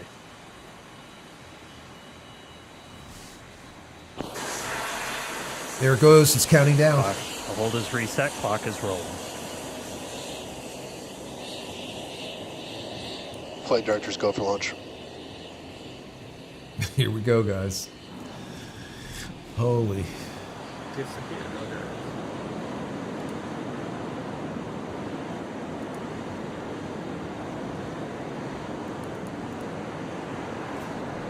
13, 10. Come on, come on, come on. Minus Here it 10. is. 9, 8, This is going. 7, This is going. 6, 5, 4, 3, ignition. Woo. Go, go, go.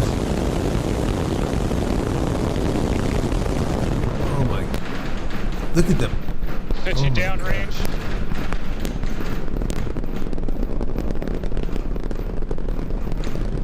Oh my God. Let's check it. Let's check it. They're all lit. Take a look at telemetry, lower left-hand corner.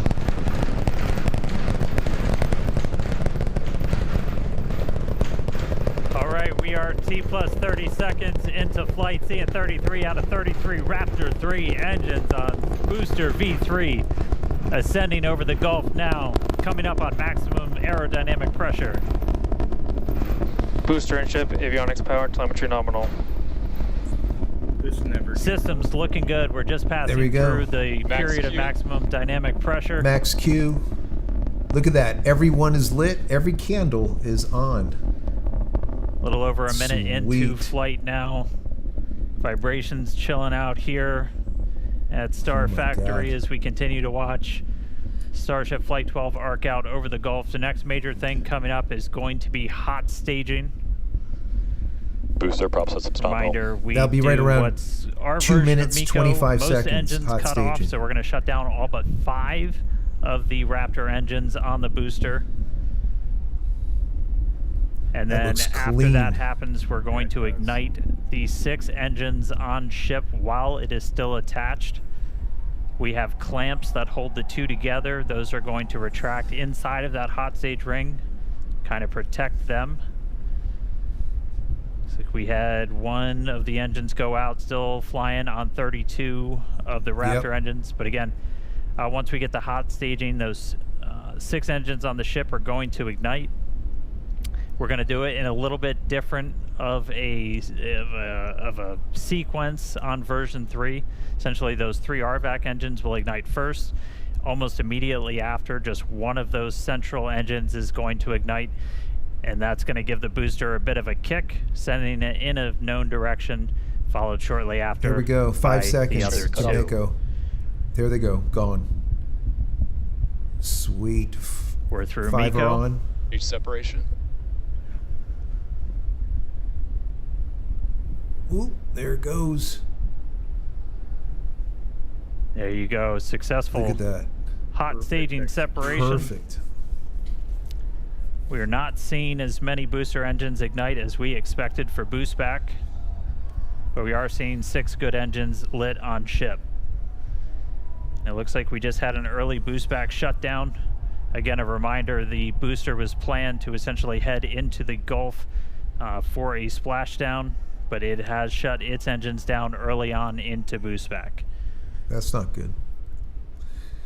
So that means they're going to have to, they're going to blow it. See one of the RVAC, so we're now running on 5 engines on ship. Yeah, there's no engines on at all. We do have engine out capability, so it's going to continue into its ascent. On the boost rockets, they're all out. You got booster on the left there, Oh, ship on the booster, on the right. because we're missing an engine on the ship. There's one. Get Yep, avionics one on power the and We are telemetry not nominal. planning on bringing the booster back for this flight, as this was the very first time. Well, they were planning on bringing it back until all the engines cut out. Now they're going to have to scuttle it. All right, so we're about 3 minutes, 50 seconds into today's flight. Just a reminder, the ship planned to burn its engines for about 8 minutes and change. About 8 minutes and 11 seconds was our planned timeline for today. That could shift slightly as we do have 1 engine out running on 1 Maybe fewer they're trying RVACs. to light them up again. Yeah, that's a bunch of these Raptor 3 Again, out. continuing really. to watch. So booster did not complete its boost back burn. We did not see all of the engines ignite that we expected. Are continuing to get some views from it though. That's going to make a splashdown somewhere in the Gulf. Reminder: we clear air, sea space, everything for these launches. So it's definitely not going to be where it should be, obviously. No.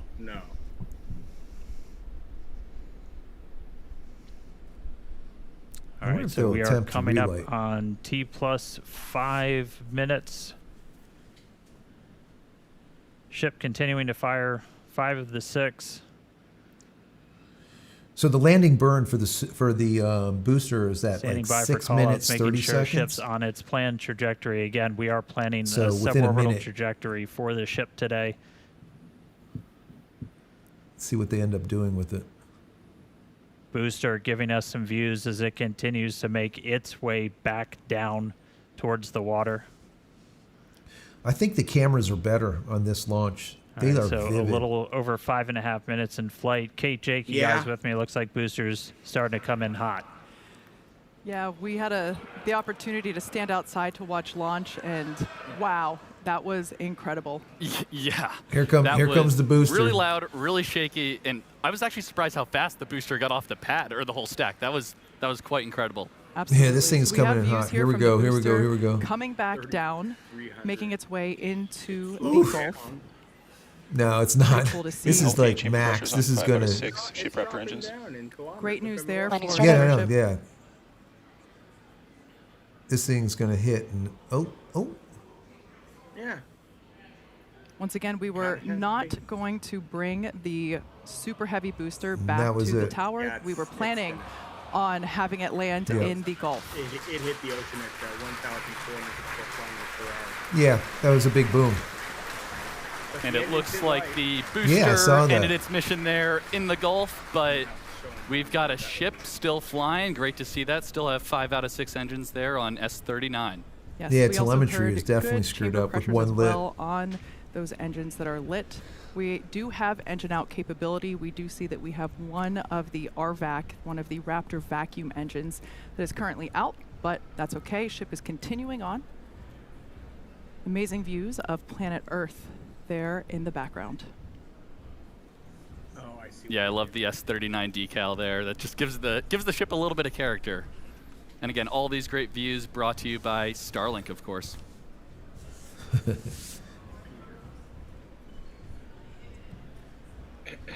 So at 8 minutes, 11 seconds, we're going to see Obligatory Starship shout engine out to the cut entire off. Starship avionics, That's what's camera, coming up electronics next. team did a whole lot of work to get these upgraded cameras. Look There's the inside one of engine. The ship skirt, you can see those 3 center engines ignited. The RVAC's continuing to fire as well. We did see at least a couple engines fire up on booster for that landing burn before we lost contact with it. We should have just a little over 20 seconds to go. We'll see Oh, if no. the burn extends a little bit. Oh, no. Well, the for ship the engines engine are out. the Essentially, you Raptors, can of course. run your engines a little bit longer or throttle up a little bit more to account for the Yeah, one engine threes. not being lit. So right now we are standing by for SECO. All right.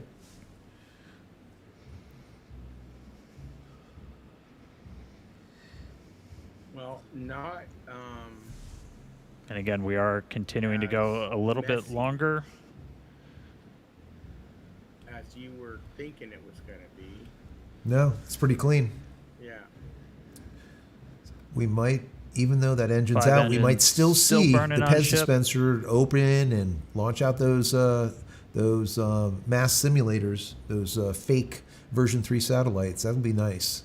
Yeah, we it can looks s- like it's keeping its orientation okay. Yeah. That's what we want to see. We are coming up on T plus 9 minutes. We almost see like some mist inside of the engine bay where the one engine is off. It's almost like something popped and it turned off because it wasn't getting fuel. That's what it feels like. I don't know if And that's the starting to case. see I'm shut speculating. down. RVACs have shut down. Sea levels are There we shut go. down. So that was kind of late. Normally it's supposed to be at 8 minutes, 11 seconds or so, and that happened at 9:11 or so, about a minute later than scheduled for shutdown. Seeing if we can get an Just gonna update guess that without on the that ship other orbit engine, that you insertion, couldn't get but to we the- have to shut the down again. We slot did run fast longer enough. as we were engine out. We were Possible. flying with 5 of those 6 Yeah. Raptors pretty much the whole time. Look at how beautiful that Ship shot FTS is. is saved. It is gorgeous. The cameras are twice as good as with the version 2s, with the Block 2. Unbelievable. All right, well, we definitely got a ship in space right now.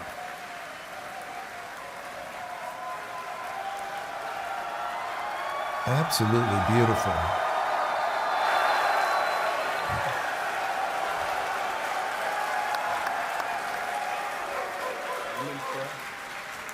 Yeah.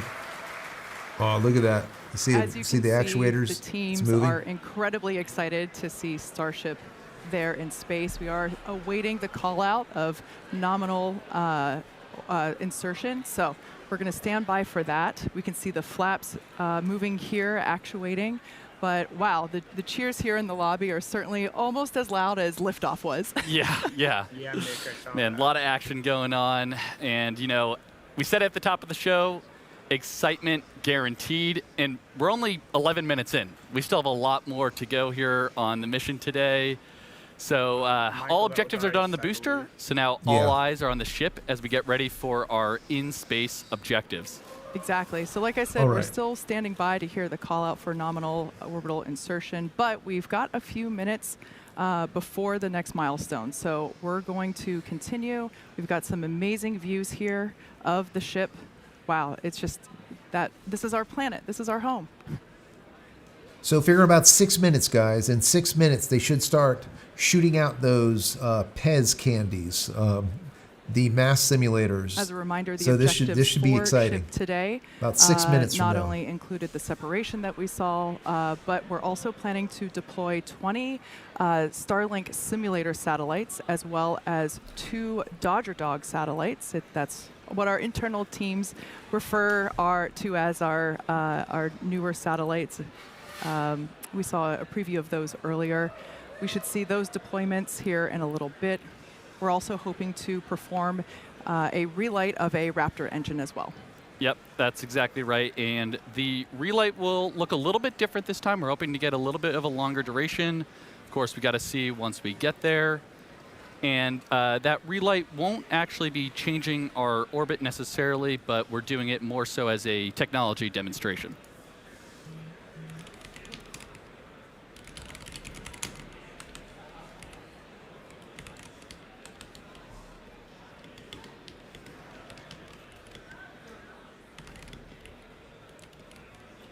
For those of you that maybe just recently tuned in, you missed a pretty exciting almost 13 minutes.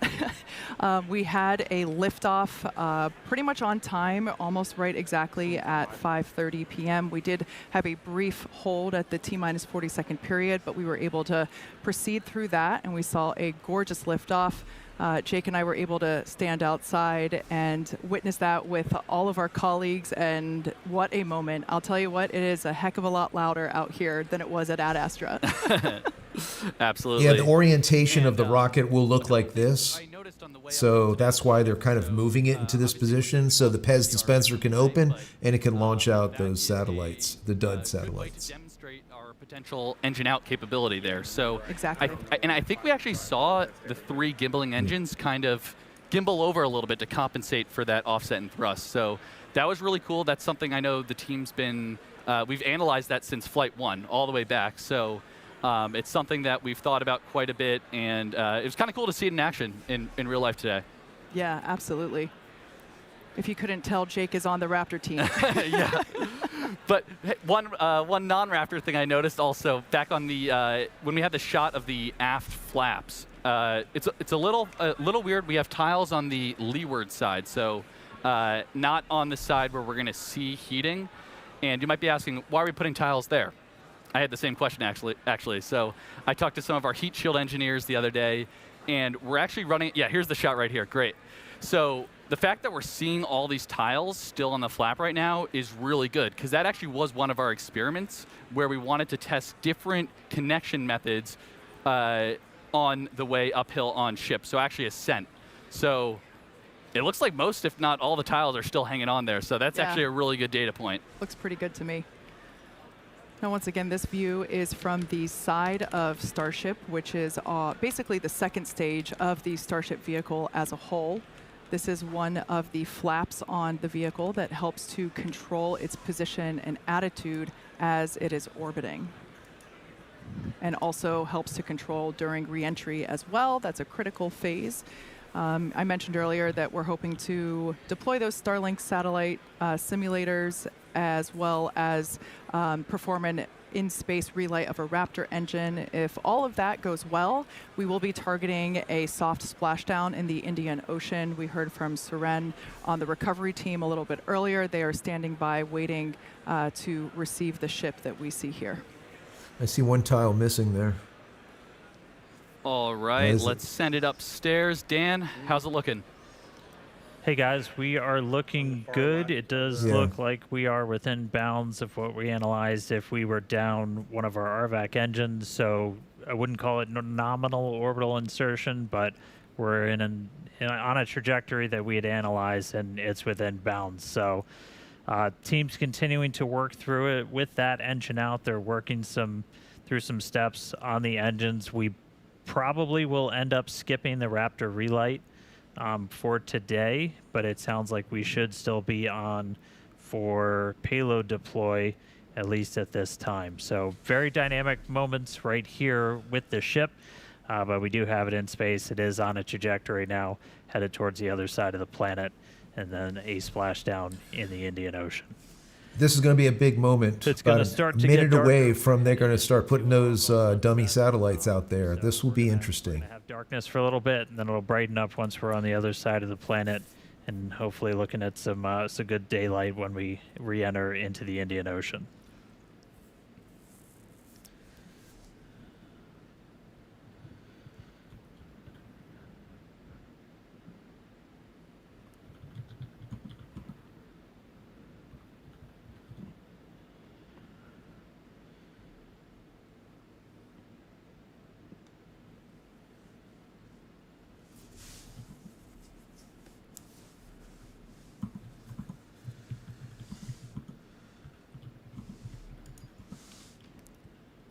All right, so we're a little over 17 minutes into flight. If you're just now catching up with us, we did see a liftoff right at the top of our window.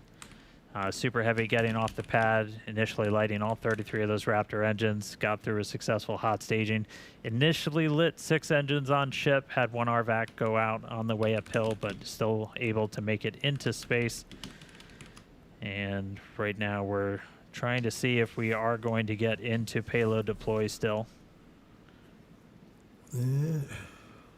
Coming up right on the part of the timeline when we were expecting it. They will. Look inside a Starship there. Oh, I see a door there, opening.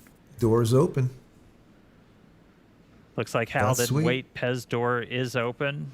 Just a reminder, we've got 22 deployables in the payload bay today.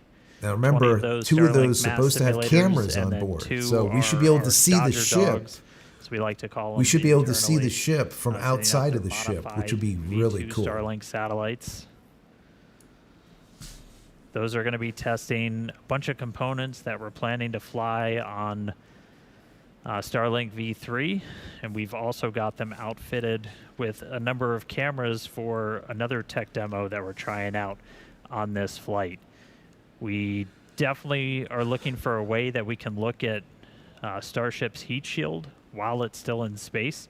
You can kind of only see so much from the cameras and the flaps. You can't see everything kind of on the underbelly, and one of the only ways you can do that is if you got something else flying near it. So we're going to attempt to our final 2 satellites going out the door have a suite of cameras on them that are going to be looking back at the ship. We're going to be in nighttime, and so we've got, sounds like we're getting into payload deploy. We'll be in nighttime. They've got some powerful flashlights on them to try and illuminate the ship's heat shield while we fly away from it. So, we see some Pez motion. Here we go. Here we go. Saw some jiggling. There it is. There it is. Oh, sweet. Pew, pew. Pew, pew. Pew, pew. There it is. That's the first one. Wow. That's a big relief for that entire team that thing is working. Remember, everything 2 down, changed. 20 to go. Brand new ship. Brand new everything. Brand new pad, everything. As a reminder, that's one of the things that we upgraded in version 3, kind of gave a little soup up to the PEZ dispensers, so those satellites going to move out a little bit quicker than they did on previous Starship flight tests. So first 2 out the door, 2 more on their way out.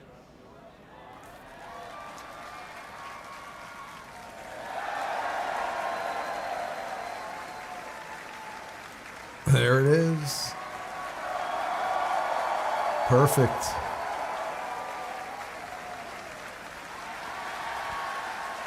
I think they were trying to go Right, for 4 what, down, a 18 to go. 60-second interval between each one altogether. 60-second for deploy.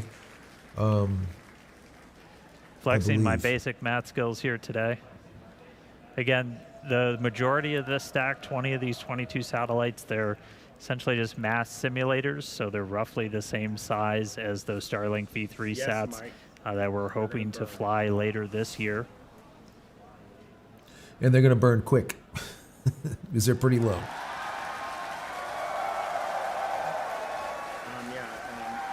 Debbie, are they talking?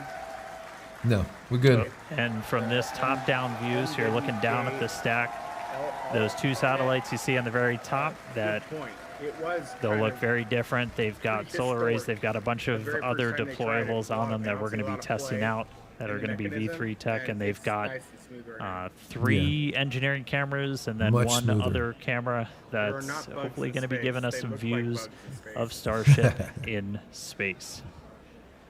I'm But assuming we they're will race see how that works. Yeah. Again, this very much a tech demo. We're going to deploy those. The satellite's going to kind of try and turn everything on, look back at Starship, and the primary reason we're trying to do this is to get some views of the heat shield. I have a feeling this speed is actually slower than what they are Right. going to more actually out the deploy door. at once they have it all figured out. More Because they out need to the deploy door, quicker than and this. I think that counts, or that comes up to 8 total. As you can tell, the teams are stoked to see this demonstration happening. It's pretty incredible to see this happening live from space. Now, as we noted earlier in the show, but worth repeating, this Starship, version 3, is built to deploy up to 60 of Starlink's more advanced V3 satellites. Everything's V3. Designed to offer 60 terabits per second of downlink capacity per satellite. Now that Wow. is 20 times more than each Falcon 9 does today. Incredible. All right, I think that's number 10 going out the door. Yeah, there it goes. 12 more. And remember, guys, the last 2 are the So, yeah, the ones that camera are going view- to have the cameras on board. So we should be able to see the ship from the outside. We'll see. So the kind of dome-shaped structure you see there that's actually the top of the fuel tank. Then the camera view that you have on the right is an external camera that we have positioned so that you can see basically the light through the open PEZ dispenser door that you see. That's that sliver of light. We can see the Starlinks here deploying as each one comes through.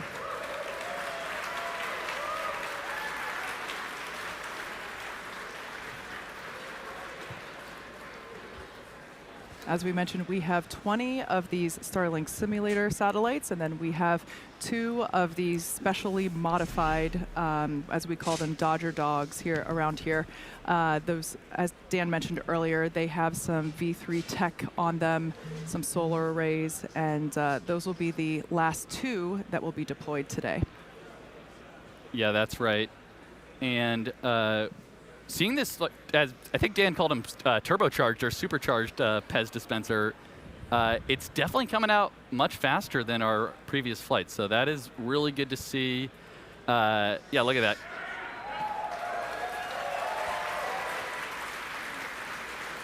And especially once we, fill Starship up all the way with around 60 or so of these Starlinks, being able to deploy them fairly expediently, is going to be important for designing the overall mission profile. Yeah.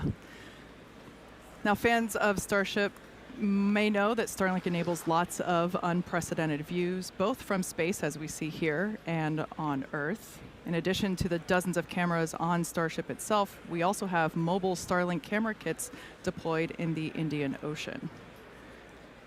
Yes, Starlink also connects our aerial cinematography units on the ground at Starbase and at other strategic camera spots around Texas. It's all part of how it all comes together to tell the incredible story of Starship both on and off planet. Yep. All right, we're getting low on the stack. It looks like we got 2 more of those simulators to go out, and then it will be time for our Dodger Dogs, those modified Starlink satellites. Just a couple of updates while we continue to watch Payload deploy. Did get confirmation we're going to be skipping that relight of the Raptor engine, just due to everything that we saw on the way uphill. Those sea level engines, we're going to use them for a landing burn, though. They are still capable to be used for that. So we'll still look to do a controlled landing in the Gulf, but no in-space relight. Kind of makes sense. You don't want one I to think pop. That's 19 and 20 headed out the door. There we go. Now the last 2. The last 2. And then coming up are our Dodger Dogs. So these are modified V2 Starlink satellites. We do have a number of cameras on these that are going to attempt to look back at Starship. We're not going to get this video in real time, but we're going to try and turn it around if we do get some video down. So don't worry, if we get views of Starship from these satellites, we will be sharing. And these will be exciting because, again, they're really a tech demo, getting our chance to test out some of the technologies for version 3. Here we go. Now these satellites will have those cameras on board, so let's see. Right, I think that's 18 and 20. My basic math skills are failing now. All right, here we go.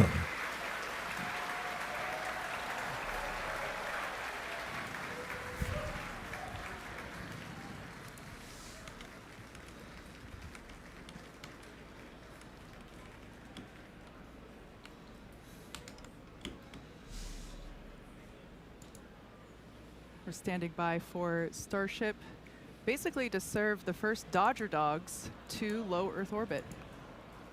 Dodger Dogs. Here we go. All right. Let's see what we One can out see. the door.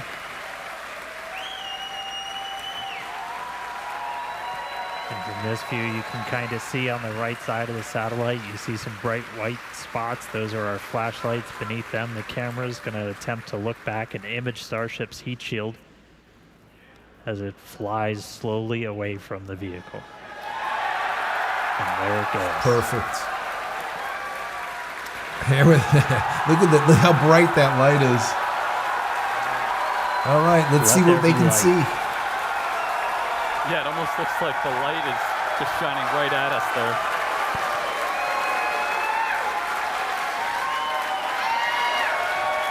That's so Couldn't awesome. tell, we're pretty excited. Yeah. It is always sunny in space. Always sunny in space, and that looks like an empty payload bay. So Sure does. that's exactly what you want to see there. That's great. So yeah, with payload deploy complete. Oh, you can see And look the at the door door just closing there. closed. All right, there we We go. have a closed Yeah, Pez with dispenser. payload deploy complete, Starship But will let's see. now- We got to see these pictures. Come on now. Switch over to what we want to see. Yeah, Starship, we closed the payload door, and we're going to continue to coast around Earth all the way to the Indian Ocean. So still a lot of major events to come today. Sounds like we're not going to hit that Raptor relight, based on what Dan was saying, but after that, of course, we'll have the atmospheric reentry and splashdown. And with that, we're going to go on another quick coast. So sit tight, enjoy some amazing space views and the space jams, of course. And we'll be back in a few minutes for Raptor relight, or excuse me, not for the relight, but we'll be standing by for atmospheric reentry.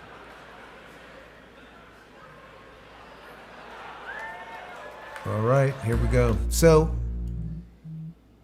I'm going to go ahead and turn their feed down because, of course, they're playing copyrighted music, and then, of course, they will YouTube will get upset. They'll start crying about it. But either way, I'm kind of disappointed because they didn't immediately switch over to the cameras that were leaving the craft. I wanted to see what that was going to look like, and we didn't get to see that. Kind of disappointing. To me, at least, kind of disappointing. You could see the flashlight. You see that light all the way out there. That light is the satellite pointing at the ship. So they're getting a ton of information on the heat tiles and how it all ended up being as of right now. And then later on, they could compare what they're seeing now to once it lands, if any came off, if there was any type of anomaly, so on and so forth. So, I mean, I think it's all great and everything, but man, I really, really wanted to see those pictures that are currently being captured by those bright lights you can see. Oh, wait. I think this is it. Oh, Is it's that- gotta be because it's not turning with the ship unless the camera's turning. No, that's attached to the ship. I think They that's specifically say they were going to broadcast it. no. That was just me speculating. They did not say that they were going to broadcast. You know? Yeah, I wish they would. So yeah, they're probably recording it for their informational, but man, that would have been a great image. God. Oh well. It is what it is, folks. We thought we would be able to see what the ship looked like in space from those dummy satellites, but they're not doing it. You can see how illuminated the ship is and how bright those spotlights are. Those are some pretty bright spotlights because at this point they're far away from the ship. They're not close anymore. But I'm sure as time goes on, you'll see it start getting darker and darker as they get further and further away. We could already see the ship getting darker as we speak. It's going to continue to get darker as those dummy satellites get further away. But their job was just to take a live picture of those heat tiles to see what they look like from space, which they haven't been able to do until just now. So this is going to give them a lot of information. The TPS system, which is the thermal protection system, the people that work on TPS, they'll get this data and they will absolutely cherish it because it'll really give them an idea of which tiles did well, what didn't. And just so you guys know, they painted certain tiles white. They weren't missing. Those white spots were there so that the cameras could hook up on something. Because if you don't know it, if you ever shot photography, I was a photographer, a professional photographer for 15, 20 years. If you try focusing on something that's extremely dark, that doesn't have high contrast, the autofocus system will not hook up, right? So by putting those white spots all over the craft, it allows those cameras to autofocus onto the flat portion of the craft and be able to give you some really good information based on really clear tile views. So I wish, like I said, they would show them to us, but maybe, hopefully, Elon wants to share some of those views with us on X. We'll have to keep watching and see if that ends up happening. So we're plus 33 minutes, almost 34 minutes. The next thing that will happen, according to what we have here, would be at 38 minutes, or since we were behind by a minute. So at 39 minutes is when they would actually do the in-space relight of the Raptor engine, which they decided to abort. They're not doing that. They're abandoning the idea of relighting that engine because they saw how many of those Raptor 3s didn't relight on the booster. So seeing that one of those engines is out on the main craft on Starship, they said, well, we're not gonna attempt this, let's just say, the relight. I know that when I was looking at it, I'm sure you guys noticed too, there was a lot of like mist right around the engine that was not functional. Now that could be some type of leak, and the engine will shut off if it's not getting the proper amount of fuel. So that's what I was speculating what the problem was, but I don't know, obviously. Maybe they'll get back to us and let us know if that's what the problem was or not, but that's what it looked like to me. It could be something else. So the next thing that will happen is, instead of at 39 minutes, at T plus 47 or 48 minutes, so figure in about 13 minutes from now, 12 minutes from now, we will see the re-entry. Now, the re-entry is going to be spectacular. And the reason being is they're really going to be able to know if the TPS system holds up. Because remember, it's a new tile type of placement. The tiles have changed. The underlayment that goes underneath it, I believe, is the same, but there's a lot of different things that they have tested on the Block 1 and the Block 2 that they're now testing into the Block 3. There's different things. So I believe the tiles now are all the same. They're consistent. They're not like the space shuttle where you have inconsistency, all these different shaped tiles all over the place. When you look at the ship, they're pretty uniformed right across the board. So we're going to see how they fare. Actually, on this shot right now, you can actually see one of those white tiles. That is not a missing tile. That's a white painted tile. That was one of the points where those cameras could lock up on. So this is exciting. Like I said, we have just over 10 minutes, and we're going to see the re-entry. We're going to see the plasma pouring off this thing. And does it fare well, or does it explode? Because this is where the rubber meets the road, so to speak. This is where a lot of the other starships failed on re-entry, because the TPS system failed and you started getting burned through, especially on those flaps.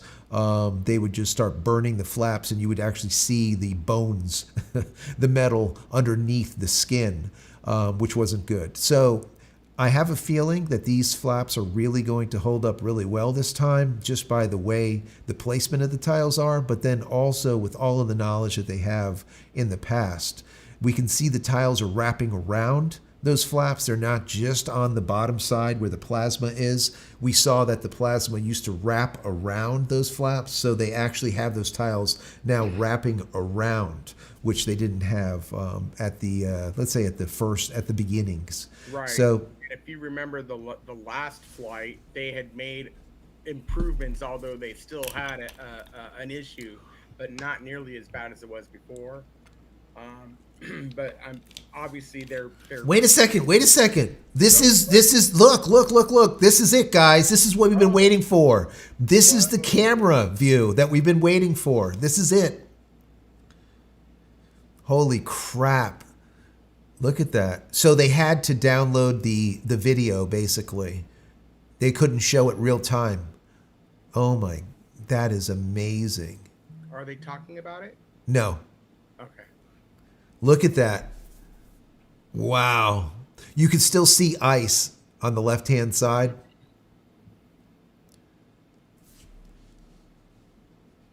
Oh, they're back. Cameras did work. We've made contact with both of those satellites. We're going to roll that back again. Again, this is a view from one of those satellites as we deployed. It looks like this was from the last one out. Flashlight turning on, taking a look at Starship in space. The way this system is set up is the satellites are essentially recording it, then making contact with our Starlink constellation, and then transferring that video back down to us on the ground. That's why there was a delay. It wasn't real time. That's a Starship in space. That's amazing. So aside from just being really cool, this was our test to try and develop a free flyer that we could fire outside of Starship's payload bay, look back at it, and then because it's essentially a wide-angle lens with Starship to get a look at the heat shield, where it's going to be really important when we start bringing these things back for a catch, which we are hopefully doing in the not too distant future, as they are intended to be fully reusable. But this will give us an opportunity to look at the heat shield while Starship is still in space. So there was a glimpse. We'll see if we get any more video down from those satellites. But I mean, that's one we've been chasing for a while. So really cool to see it come to fruition here on Flight 12. Yep, absolutely. All right, coming up on 40 40 minutes into the flight, and we should start hitting the reentry period in the next 7 minutes or so. You'll start to see a light show building up. As we had talked about, we did skip that on-orbit relight of the Raptor engine. It was not needed for our trajectory or anything. We are on this suborbital trajectory to splash down in the Indian Ocean. We are going to attempt a landing burn. We'll see how they perform when we get there. And just a reminder, we are going to be stressing the ship on the way in. We're going to intentionally do a maneuver where we're going to kind of pitch the nose up and deploy those bottom flaps to really put a lot of pressure on them. So we'll see how it does through that maneuver, and then we'll be doing kind of a final banking turn before we get to a landing burn. So all that coming up in a few minutes. The light show should start beginning real soon.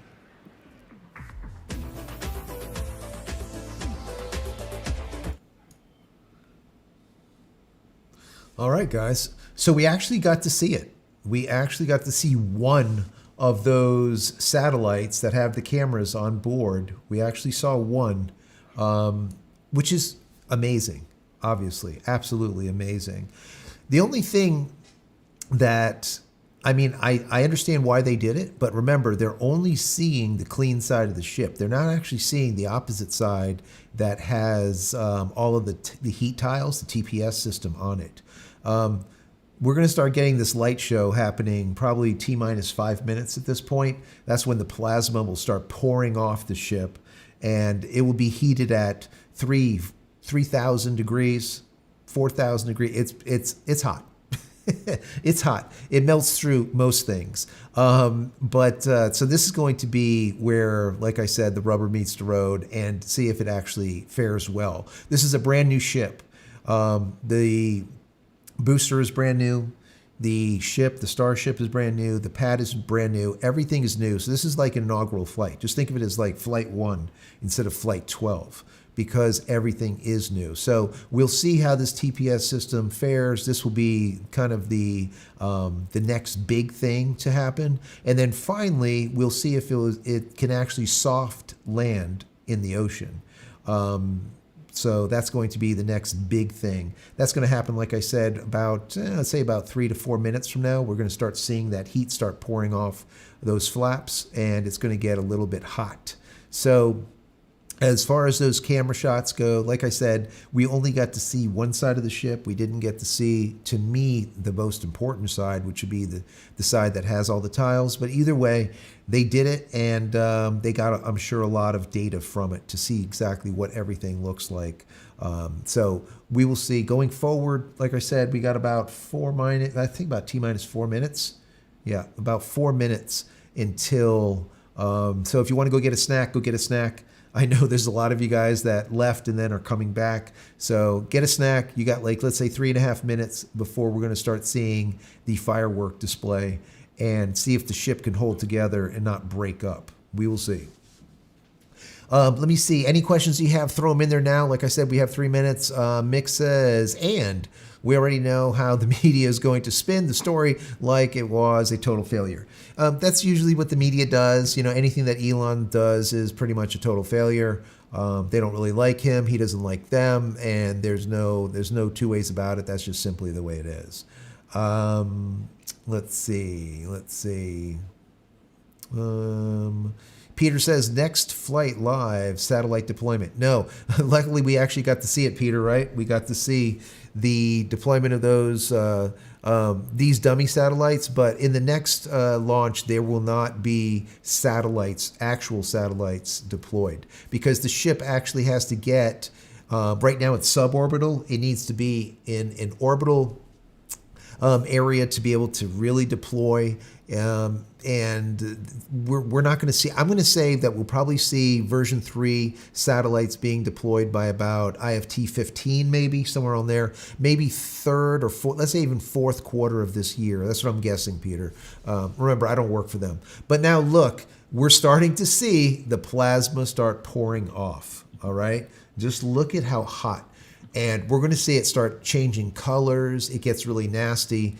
And they're going to most likely show the camera that's on the other side of that that fin, that flap, to see how it fares. Is it going to burn through? Is it not? But this is still a great view out here. Oh, here it is. There's the view. As you can see, you have, well, you can't see it yet, but on the left-hand side of your screen, that is what's kind of going through the atmosphere eventually. And there is a wraparound. You can't see them right now, but once it gets brighter, you'll be able to see it. There's a wraparound of those heat tiles, which is really what they needed to do from the beginning.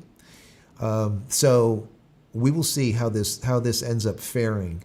Also, remember these flaps, instead of like this ship right here, which would be a Block 1, that are sitting at 180 degrees, these flaps are sitting at about 140 degrees. So just think of a bird having their wings tucked in, right? Because what they figured out is they didn't need them kind of sticking out so far and getting the full brunt of the plasma, as that atmospheric drag just causes it just to heat up to, once again, thousands and thousands of degrees. By tucking them in, just those slight 20, 30 degrees allows it to cut through, but it still has enough maneuverability to not warrant having them sticking out like this ship was, right? So this is definitely a better design, and just the TPS system is better too. So I'm going to guess, I'm going to put it out there, there will be no burn through on this at all. It'll fare perfectly well, and it'll be able to handle this heat. And this is very important going forward, because to have a ship that can be reused, a fully reusable craft of any kind, you can't have any portion of it have to be fixed or rebuilt or whatever. So if the TPS system, that thermal protection system, is mission critical to be able to fare through this just extreme heating and then be able to do it all over again without having to have these tiles constantly replaced. That was the problem with the space shuttle. If you guys remember, if you're old enough to remember the space shuttle, the problem with the space shuttle is every single time it would go up, a lot of the tiles would come off, and then they would have to replace them, and the replacement of those tiles would take 7 to 8 months. It would take forever. We're at about T-minus 30 seconds to a minute when we're really going to start seeing this thing lighting up. Oh, there we go. I think we're already starting to see some of that plasma. So it's going to start right now. I just had to correct Rock.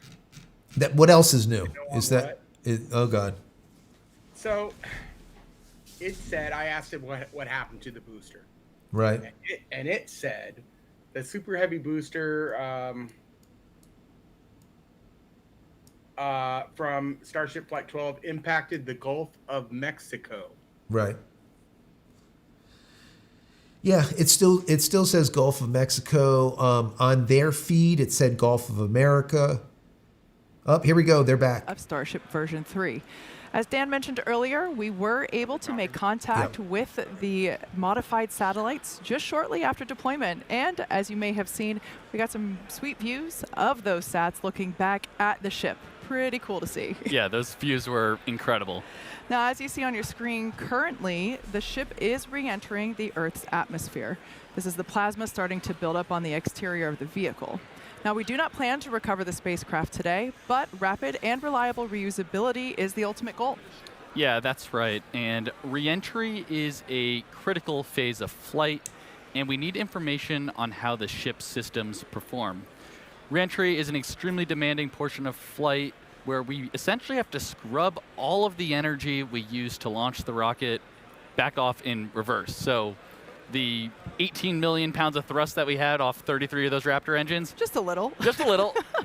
We're now, and then another, several minute burn on the ship. We're now basically undoing all that energy here via aerodynamic braking, essentially. And of course, Starlink is a big part of it, as that's what allows us to actually gather this data and show these live views. And again, the data gathering is really the main reason why we're doing these flight tests. So Starlink provides us just one more path to collect that data that ultimately allows us to rapidly iterate Starship's design. Now, if ship manages to make it all the way through re-entry, we'll collect valuable data on the spacecraft flying through the Earth's atmosphere at these hypersonic speeds, which is Look at that basically more than plasma. 5 times the speed of sound. Now, we do anticipate that it might be a little bit of a spicy re-entry, so we'll see how far we get. Re-entry is typically a portion of flight where we don't have communications with the spacecraft because it's re-entering at or around orbital velocity, roughly 8 kilometers per second, or for those of us that think in other units, roughly 5 miles per second. At those speeds, the spacecraft is moving through the atmosphere, and it creates that plasma field that we saw forming around the vehicle. Yeah, and although the plasma looks really cool, it does distort some communication frequencies. So it's not uncommon to experience brief blackouts in communication. Of course, thinking long-term that's an here, interesting view right Starship there. is designed to land on Mars where there are no runways or other humans to help out. That's why we're going with the propulsive landing instead of a more traditional means like parachutes. Propulsive landing, not only, again, is it more cool, but it enables a more rapidly reusable rocket. Yeah. Now, we should hear some call-outs as the ship makes its way back to Earth. When we hear entry max heating and entry max Q, that means the ship has made it through the maximum heating and aerodynamic loads that it will experience as it returns. So if we make it through those, we're doing pretty well. Yeah. And you can see in the bottom left right now, we're at 23,500 kilometers per hour speed. That's just a crazy number to think about. But as we keep progressing in the mission, we are going to hear a call out when the ship is transonic and then subsonic. So transonic refers to the period of flight where the velocities of airflow surrounding and flowing past the vehicle are concurrently below, at, and above the speed of sound, kind of in that Mach 0.8 to 1.2 range. And for reference, commercial jets have a range of cruising speeds, but mostly fly around Mach 0.74 to Mach 0.85. And after we hear the call out that Starship is transonic, we should hear the call out when Starship is subsonic. This refers to speeds that are much less than the speed of sound, so at this point in the flight, ship's velocity will be slowing down. We definitely have a crowd still here in the lobby of SpaceX headquarters down here at Starbase, Texas. Everyone is, loves watching ship re-entry. It's always such amazing colors. This must be what it feels like to be one of those praying mantis shrimp or mantis shrimp. Can't remember exactly what the name is, but the ones that see in billions of colors. This is the closest I feel to being one of those. Yep. I think one other thing that's cool to point out right now is look in the bottom right. You can see where we are on a globe there. We're squarely in the Indian Ocean already, and we've only been flying for 53 minutes. Yeah. So pretty crazy. We went all the way from Texas to the Indian Ocean in less than an hour. Yeah. She flies pretty fast. She flies very fast. Hey, look at the speed, 22,000 kilometers per minute.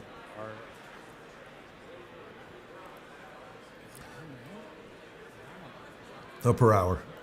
All right, so the light show continuing. And we're at 66 we are through kilometers. the period of peak heating, and we'll be looking We're going to start seeing at that start the peak pressure coming coming up down in the quick. next couple of minutes. The next 10 minutes are probably going to be the spiciest of entry today.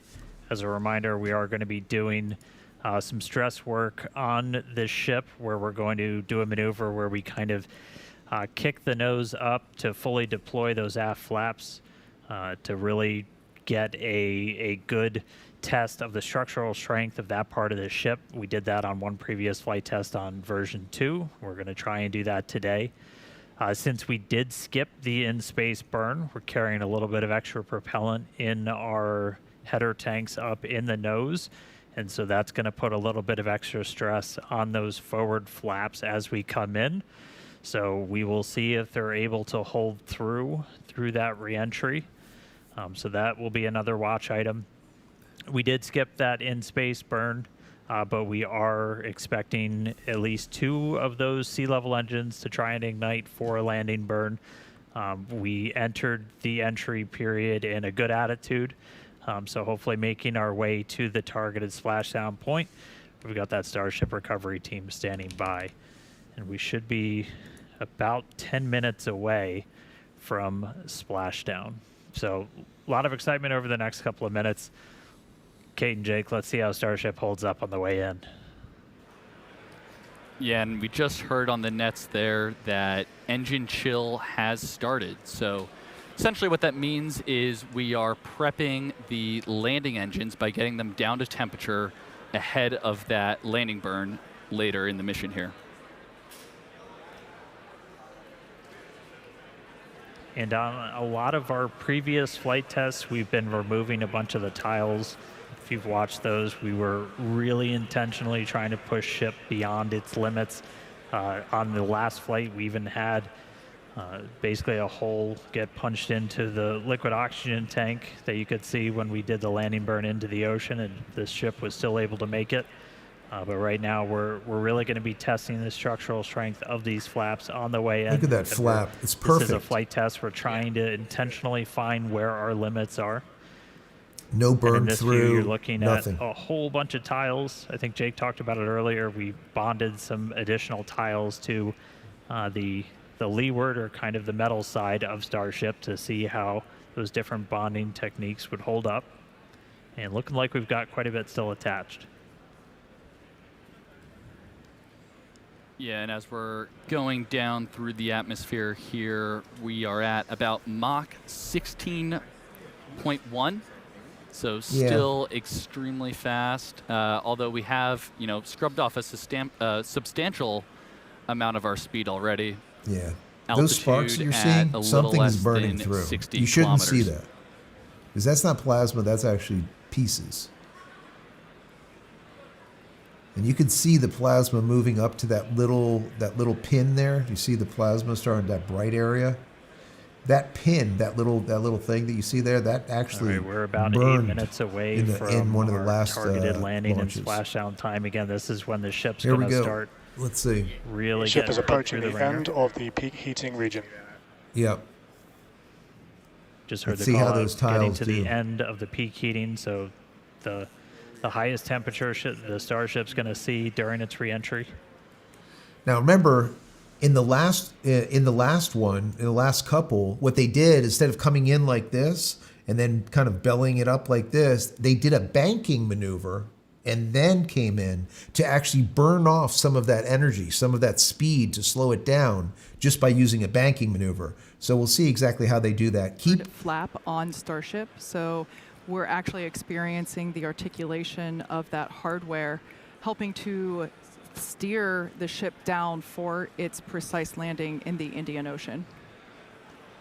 Keep watching the telemetry on the lower right-hand corner, and you can see it's kind of like this. The ship is like this. Just keep watching it. It makes it feel like you're really riding along with the ship on the way down.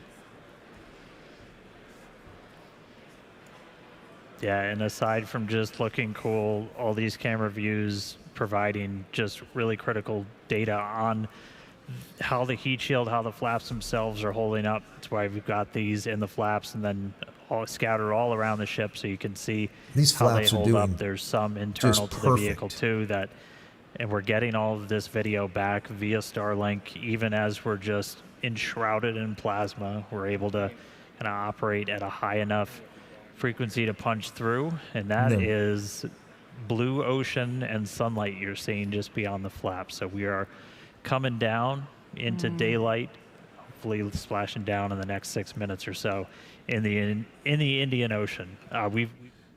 You guys can see the edge of that flap has the tiles all the way around it, unlike in some of the previous ones. Through the peak heating region, external temperatures are coming down.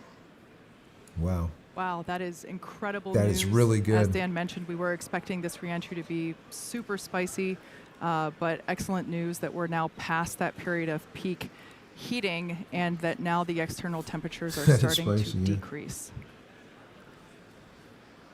There's still a lot of Heat shield chunks. tiles there on the belly Still of the a lot of ship, sparks. really doing a ton of work to burn off Oh, yeah, all for of that sure. inertia that the vehicle had prior to re-entering the atmosphere. See if it Yeah, does and you that can banking tell maneuver. by the G meter down on the bottom right that we're starting to pick up a couple more Gs here, so we're definitely entering the thicker part of the atmosphere where we're scrubbing off all that energy, like Kate's saying. 1.8 G.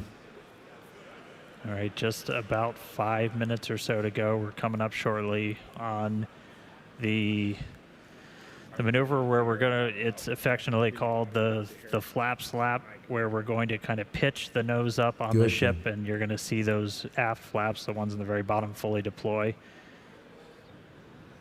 Oof. Look at that. Look at Ship that is at edge. peak dynamic of that pressure. pin just burning. And we're now at peak pressure. If you take a look at the left-hand Ship side, flap load guys, you test can has started. see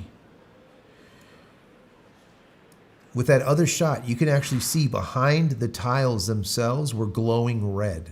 That's behind the tile. They'll definitely have to look at that. You see them? You can see it here on the left-hand side. Look in Looks between like the it's different holding. tiles. That's not LED lighting.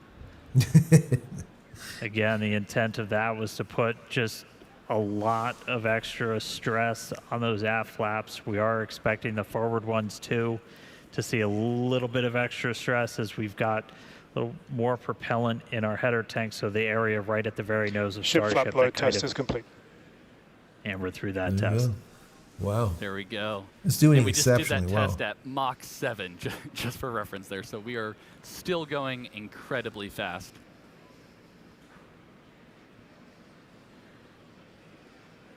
Just burning off that speed.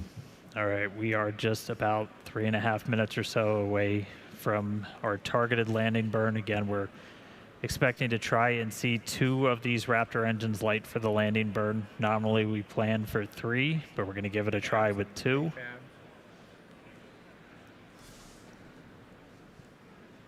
Hopefully we've got Ship is Seren. starting the RTLS banking maneuver.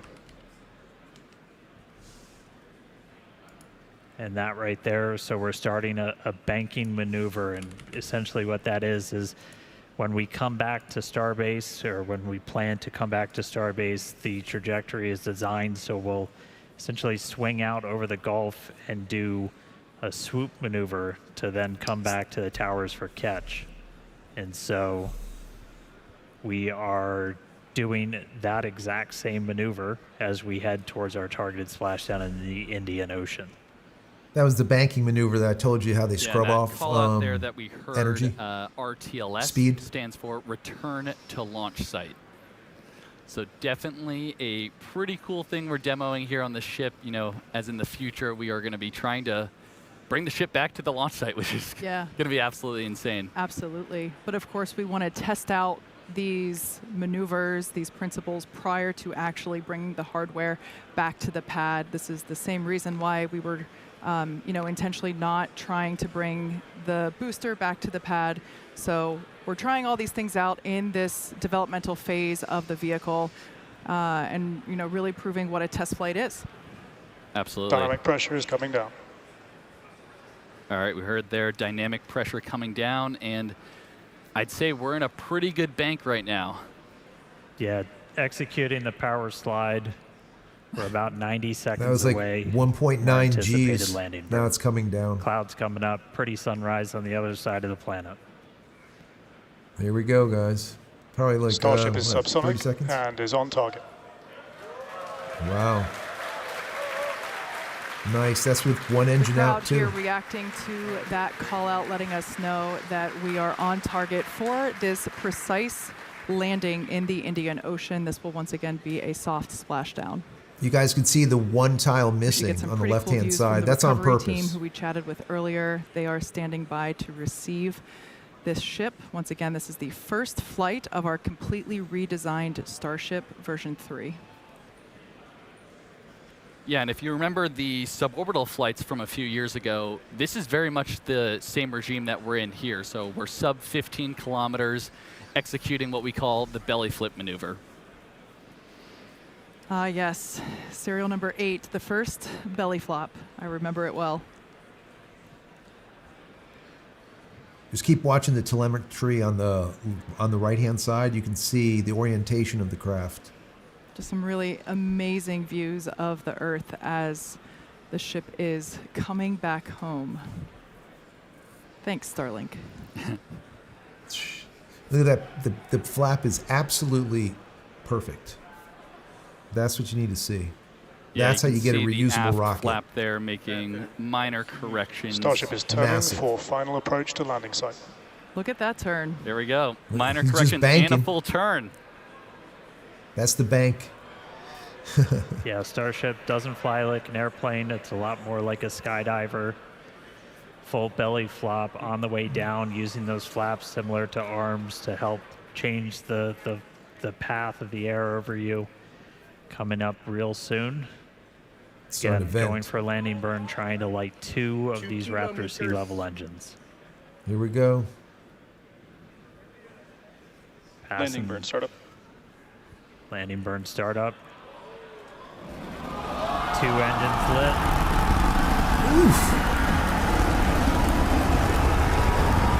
Successful flip.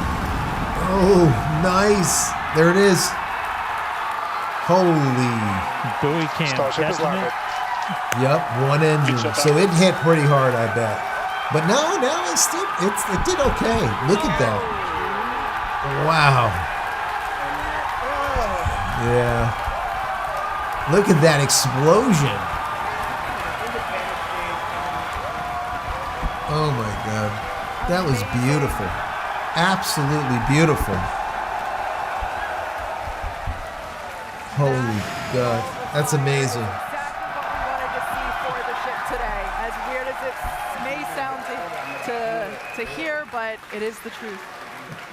It's because Absolutely wild. remember that engine You know, was beginning of the out, so it show, didn't use as much fuel. We're pretty hyped. We guaranteed excitement at the beginning of the show, and I'd say Starship delivered. Absolutely. An incredible day for Starship. That was the first flight of that completely redesigned vehicle. Wow. As you can tell, the teams are incredibly proud of what we just saw. Yeah, V3 definitely showed up. That was amazing. Good job. Yeah, we've pretty happy crowd in the control room behind me, I will say. It's probably the most excited I've seen a lot of people in a really long time. On target landing. Wow. Actually, let's jump over. Hey Tyler, how's everyone holding up in Hawthorne? We're having a great time, Dan. Thank you so much. That was another exciting Starship flight in the books, and we hope that you enjoyed those awesome Starlink views. So congratulations to the team at Starbase and everyone here and around the company. So many employees have contributed to the Starship program as we continue to iterate and make progress towards a multi-planetary future. So that wraps it up for us here in Hawthorne. Thank you guys for tuning in, and back to you, Dan. All right, thanks. So just to recap, we lifted off right at the top of our window, 5:30 p.m. Central Time. We were able to see the booster light 33 of those Raptor engines get off the pad and ascent over the Gulf. Successful hot stage separation. Initially lit 6 of those Raptor engines, lost one of the RVACs on the way uphill, and then the booster didn't complete its full boost back. Its mission ended a little bit early, but landed in the clear area that we had set in advance.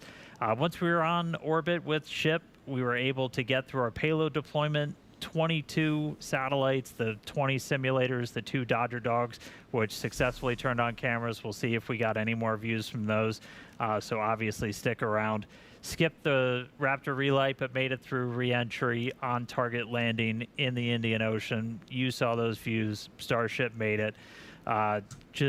It's been a long time coming. We're really excited to see this vehicle fly, and there are several more on the way. So that's going to do it for me up here. Send it back down to Kate and Jake and everybody who I hope is at least a little bit excited down in Star Factory. Oh yeah, it is absolutely insane down here. We would, of course, want to thank the fine people of Cameron County, including the residents here at Starbase, as well as the Coast Guard, the Federal Aviation Administration, the Government of Mexico, and of course, the Australian Space Agency. Yeah, so honestly, just huge congratulations to all our teammates here at SpaceX and everyone who's supported the Starship mission just in general here. It's been a massive effort, really incredible. Yeah, there's a lot of people that worked really hard to make things look easy, so shout out to those teams. Now be sure to follow SpaceX on X for updates and more exciting views that we didn't get to show you on today's live program. I have a feeling we'll see some pretty amazing stuff come from those demonstration satellites that we were able to show some initial footage of.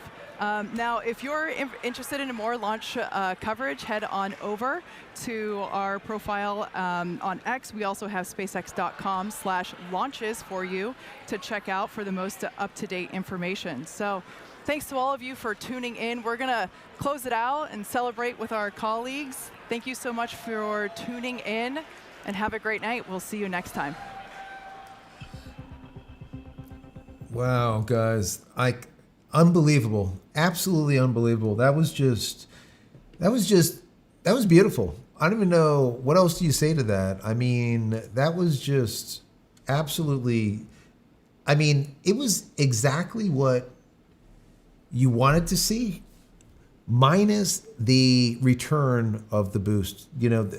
I figured that there was going to be a problem much bigger than what we saw, and I was very happy to see that they didn't have that problem. And to be able to actually see the outside of the craft using one of those Starlink duds, let's say, those... Did he call it a Dodger It's a Dodger dog, yeah.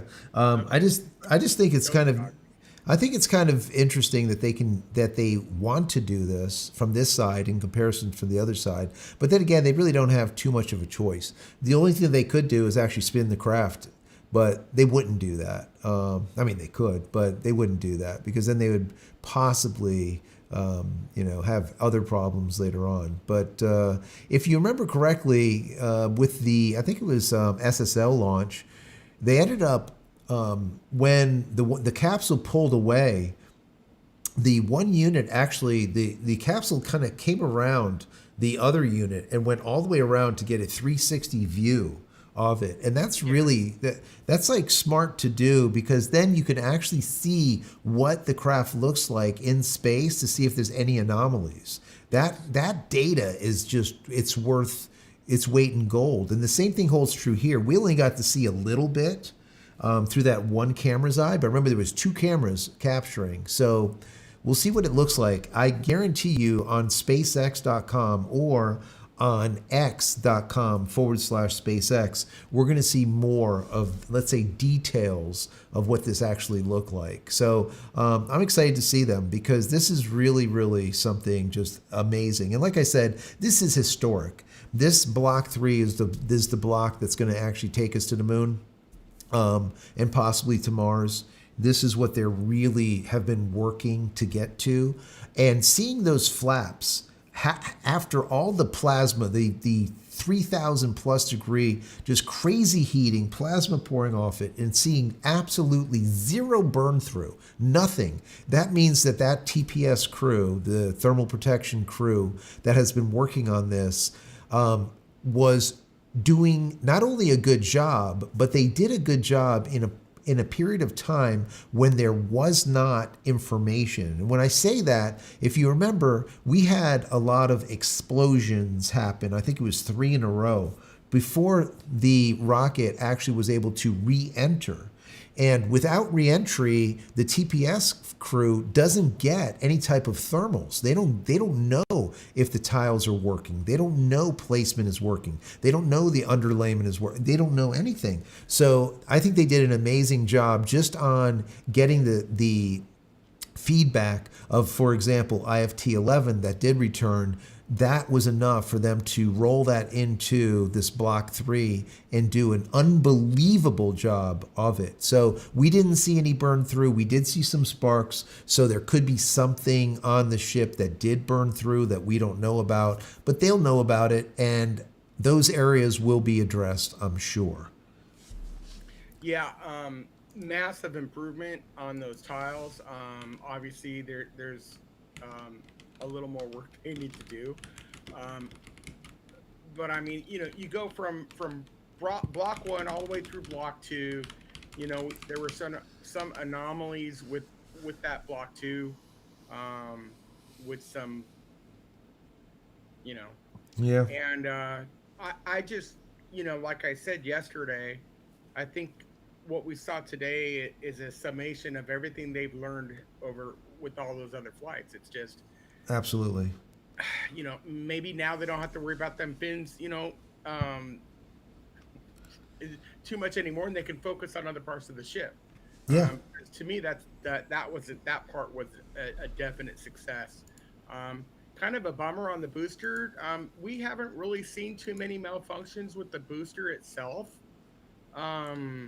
Maybe a few times with the engines not lighting up or whatever else like that. But Right. for the most part, the booster has been solid.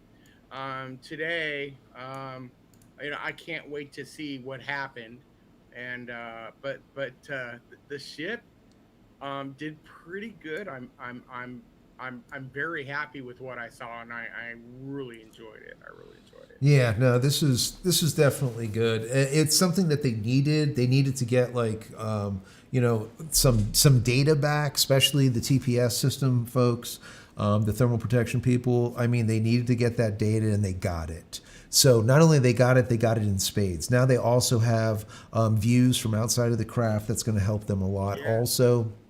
So I think right across the board, it was positive. I'm glad they didn't try to do a relight in space, because it really looked like there was a leak going on right around that one engine. That's what I was calling out. I was saying that, there's too much, let's say, steam, smoke, whatever you want to call it. It looked like fuel coming out of it. And if that's the case, you do a relight in there and now you blow the whole thing up. Well, at that point, now you don't get re-entry telemetry. You don't get re-entry data that they just got. So I think it was a smart move not doing the relight of the Raptor engine in space.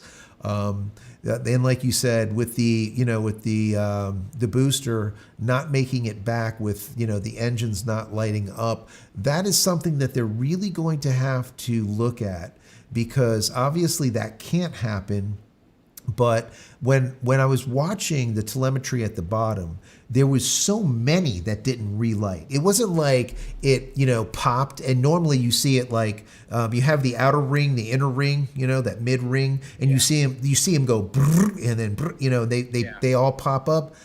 We didn't see that. It was like haphazard. There was a few here, a few there. It was just a hot ass mess. So there was a lot of just not relighting Raptor 3 engines in that Super Heavy. Now, why that was, I don't know, but that's something that that's probably going to be their first and foremost thing that they need to look at, because that is a major problem, right? Yeah. And also seeing the one engine out on the ship itself. I mean, if you think about it, it doesn't have a lot of engines. So the percentage of outage, just having one out, it's a good percentage. So I mean, it was the first rodeo. It was the first of 3D printed Raptor 3 engines. That's true. Yeah. Wow, I was impressed. Yeah. No, it's true. I mean, these engines have just a ton more power than the previous engines did. They're just, they're on a whole nother level completely. So, going forward, I think that we're going to see another launch, but I have a feeling they're going to take a little bit of a break. Normally I would say, okay, next month, same time, same place, maybe a month and a week or so. I have a feeling they're going to push this out, into July, August.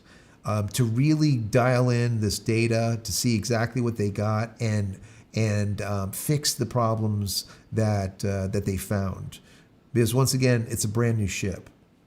So it's probably not going to be small fixes. They'll probably be a little bit larger fixes, especially when you see that the engines aren't lighting back up. That is most likely, I'm going to say it's a fueling problem. I can't see all of those engines, so many of them not relighting unless it's a fueling problem. I can't see all of them going bad, simultaneously. I think they just weren't getting fuel. Somehow they were not relighting. I don't think that they actually failed, quote unquote failed. That's just my, guess, just based by looking at it. But Maybe obviously, a computer glitch. Probably not, because it was so odd. There were so many that were out just like sporadically all over the place. It's just really strange, it's really strange. So yeah, that is going to be, that's something that I want to see, once they do a write-up on it, they do the forensic report, like what exactly happened. I'll be very interested in seeing what happened to the booster and why so many of them sporadically didn't relight. What we've noticed in the past with the Raptor 2s is even if we saw a burnout of a Raptor 2 engine, we saw that when they came to relight the engine on re-entry, all of a sudden they were back. And it was like, oh, okay, we're fixed. We relit. This time we saw the opposite. We saw a nice solid, all candles lit going up into orbit. And then I think one went out after a while, but 1 out of 33, who cares, right? 1 out of 33. But then when that relight happened, it was just like all over the place. I don't even know. We could probably rewind the tape and see how many, but I would say at least half of them didn't relight. It was a lot. It wasn't just a couple.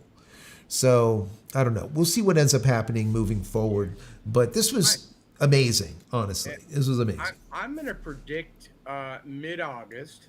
Okay. And you know how I love the weather down in South Padre in mid-August. Yeah.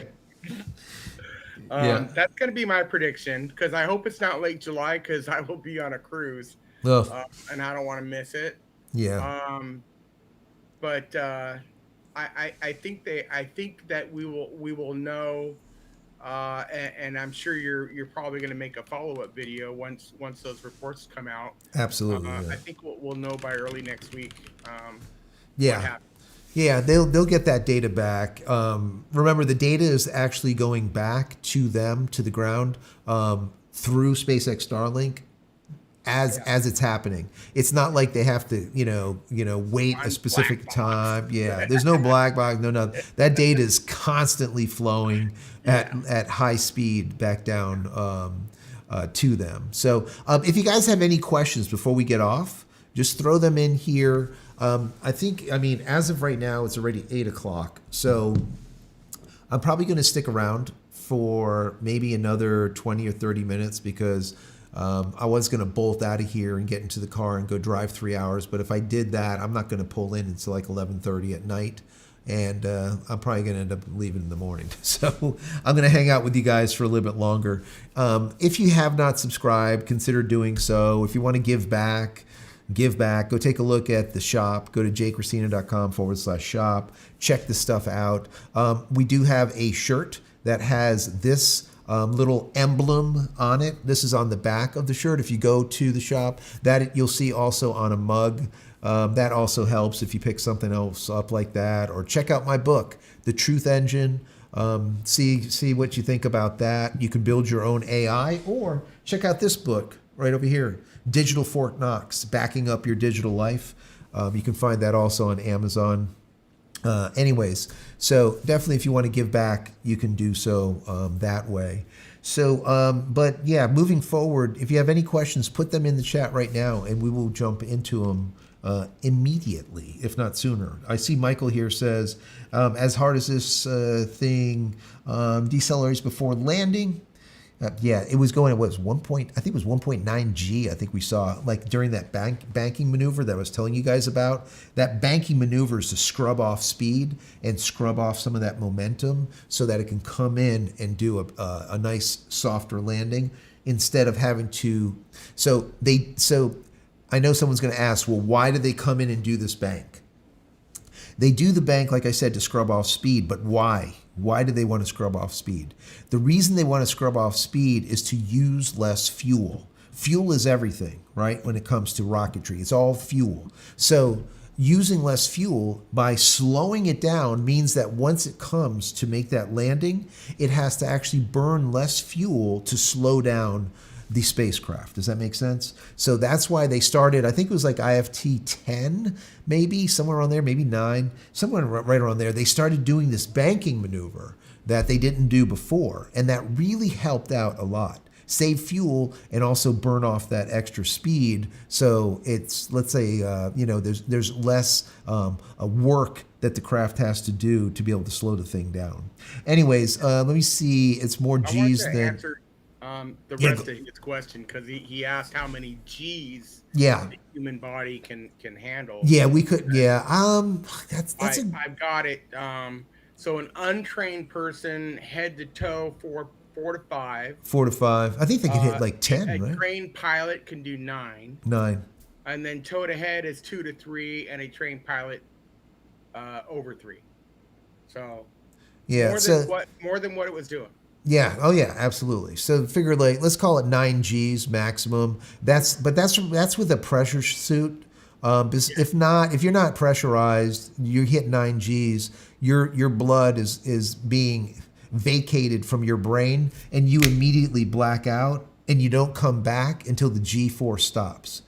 So you don't want to be flying a plane or any type of spacecraft, black out, and then all of a sudden come back once the G's subside. That's not a good thing. So what they do is they wrap you up, they pressurize your suit. A lot of it has to do with your legs too, keeping those legs nice and tight, keeping the blood in the upper extremities into your brain, obviously, most importantly. So yeah, but 9 G's, there you go. That's a lot. That's a lot. So you're talking about, your body now weighing like hundreds and hundreds and hundreds of pounds more than what it normally weighs. So that's why you'll see these people, like I used to watch the, what was it called? The Blue Angels, I think it was. Yeah. They would do these maneuvers. They'll be doing like upside down stuff, banks, like just crazy stuff, pulling probably about 5, 6, 7 G's. And you'll see them in the craft. Once they hit the G, you see them go, just breathe to try to keep that air and that oxygen going into the head before they black out.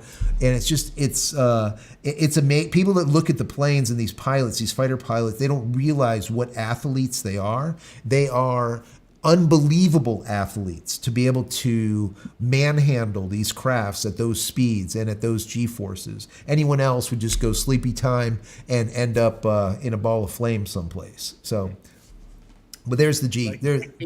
Like me. Yeah, like me too.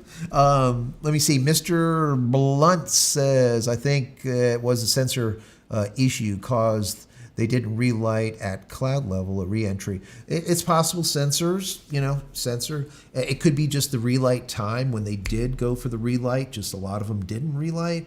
But yeah, it's possible. It could be sensor issue. There could be fueling issues, a lot of different stuff. Jeff says fuel wasn't getting to the hoses. I'm thinking it's something with fuel. I really do. I can't see that number of actual engines going bad. They're not bad. They were starved. That's the way I look at it. I could be wrong. Tweaking time, yes, absolutely. Amy says, have a great Memorial Day. Thank you, Amy. Thank you for being here. Appreciate you. Any questions you have, stick them in the chat. Let's see. Question: will Starship do commercial launches? The thin bay door seems limiting. If that is the case, so no. So the Starship is it's not really designed for commercial. Eventually, one day, it could be they could have a whole fleet of depositing people from one side of the planet to the other side of the planet in literally like an hour and a half. So that is a possibility, but I just don't think that it would be worth their while just for the insurance purposes alone. because you can't, explode 200 and some people in a spacecraft, moving them from one side of the planet to another. I can't see that being viable. But, astronauts, they know what they're getting involved in. It's a different story than, a family with their kids. So I just don't see it as a commercial vehicle. Who knows? There's going to have to be, once we have and we're probably talking 50 years from now, or maybe a little more, but once we're established on Mars, they're going to probably want to transport regular people. Right. So there will be some, whether they call it commercial or not, there will be something. We just don't know what the heck it's going to be yet. Yeah. So the people that go to Mars, and this is something that a lot of people don't talk about, the amount of radiation, not this type of radiation that you see over here. You almost made me laugh when I was drinking. That right there is uranium-238. That's why it's glowing. But anyways, the amount of radiation it's not alpha or beta. We're talking gamma rays that are going through your body. They literally rip through your DNA and they destroy the DNA. They go straight through your body. They go through the craft. They go through metal. Whereas like alpha and beta radiation doesn't. It gets stopped pretty easily, let's just say. And that's why I don't worry about this uranium behind me, because it doesn't really go through much. There's very little gamma involved. But anyways, just the long story or the short story of it is these people that are going to Mars will experience more radiation than someone on Earth during their entire lifetime they will experience in 6 months.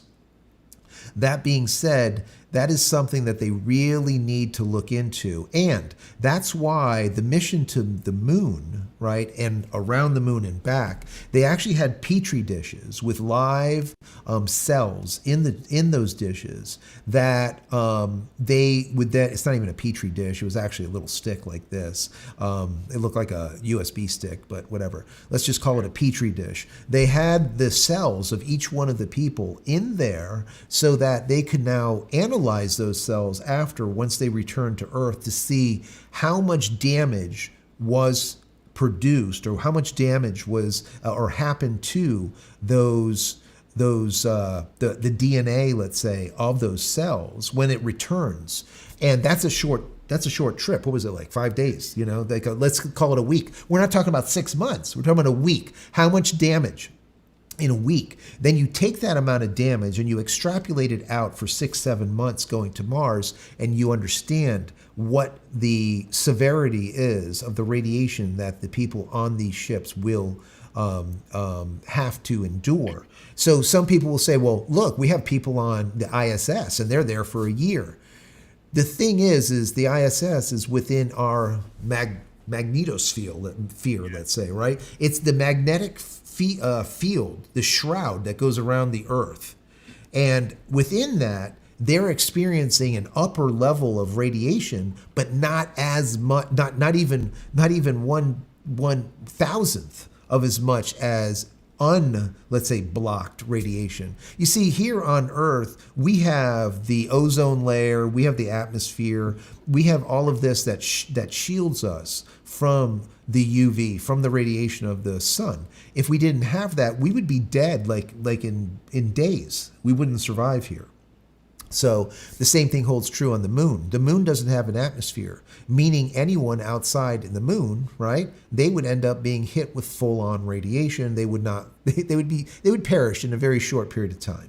So anyways, these are some of the things that we need to look at moving to Mars. Also, the temperature. When you're outside of the sun's temperature, when you're outside of the sun, you're talking about it being hundreds of degrees Celsius below zero. Right? Whereas when you're in the sunlight, you are hundreds of degrees above Celsius. So you're literally back and forth from just sub-zero to positive melting, past boiling, just simply being in the shadows compared to being in the sunlight. That's one of the problems that Elon Musk is going to have an issue with when he tries putting these data centers in space, because they need to have the sunlight to be able to produce the energy. But being in the sunlight means that it's going to be over 250, 270 degrees Fahrenheit. or Celsius. So you're talking about boiling, bottom line, boiling. So it's going to be a very interesting dance between collecting the energy that you need and shielding those satellites and those GPUs that are on orbit that will be running the data center. So this is some of the things that they need to work on. Anyways, any questions that come in, Shannon? Let me know. Well, I'm kind of reading there. There's a couple of interesting comments in here. Yeah, go ahead. Mick, who is apparently in Tennessee, is saying it takes 1.25 inches of lead to stop gamma radiation. And then he says, they are investigating they want to line their bunker in western Tennessee with lead to shield against gamma radiation in the event of a nuclear holocaust, since they're only 27 miles west of Fort Campbell. That makes sense. Somebody else agrees with the lead. Do you agree with the lead? Yeah, no, absolutely. I mean, there's very few things, and think about it this way. So people will be like, well, of course, then why don't we just line the ship with lead? Oh, God, lead would make it unflyable. Think about it. So it's like this dance. Matter of fact, when Shannon and I were at Cape Canaveral and we got to meet an astronaut, that was one of the questions that I asked her. I said, listen, during the time that you were with the space shuttle, on the space shuttle, if a solar, let's say, anomaly occurred, in other words, some type of solar storm, and now you guys got hit with a lot of extra radiation from that discharge from the sun, what is protocol? Did you have a room that you can go to protect yourself from that extra radiation? And she said yes. And I was shocked. Like I didn't know that was going to be the case, right? Shannon, I was like, oh my God, that is really cool. So they actually have something. But remember, that's still, they're within our atmosphere, let's say. They're within that magnetic field that blocks so much of the radiation. So even though they're getting hit with a good solid portion of it, and they do have a means of kind of getting into a room, a safety room, a bunker, so to speak, in the ISS to not get hit with as much, it's not on the same scope. It's literally like magnitudes more radiation when you're out in the open with no atmosphere at all. So, yeah. But yeah, lead will do it. But the problem is you can't fly lead. There's no way to do it. Now there's ways of using water, like water linings that kind of reflect. There's different things that you can do, but it's still just the sheer weight to block the radiation, it just makes it just impractical. And that is, I think, another thing that has not been spoken about getting to Mars that they really need to talk about.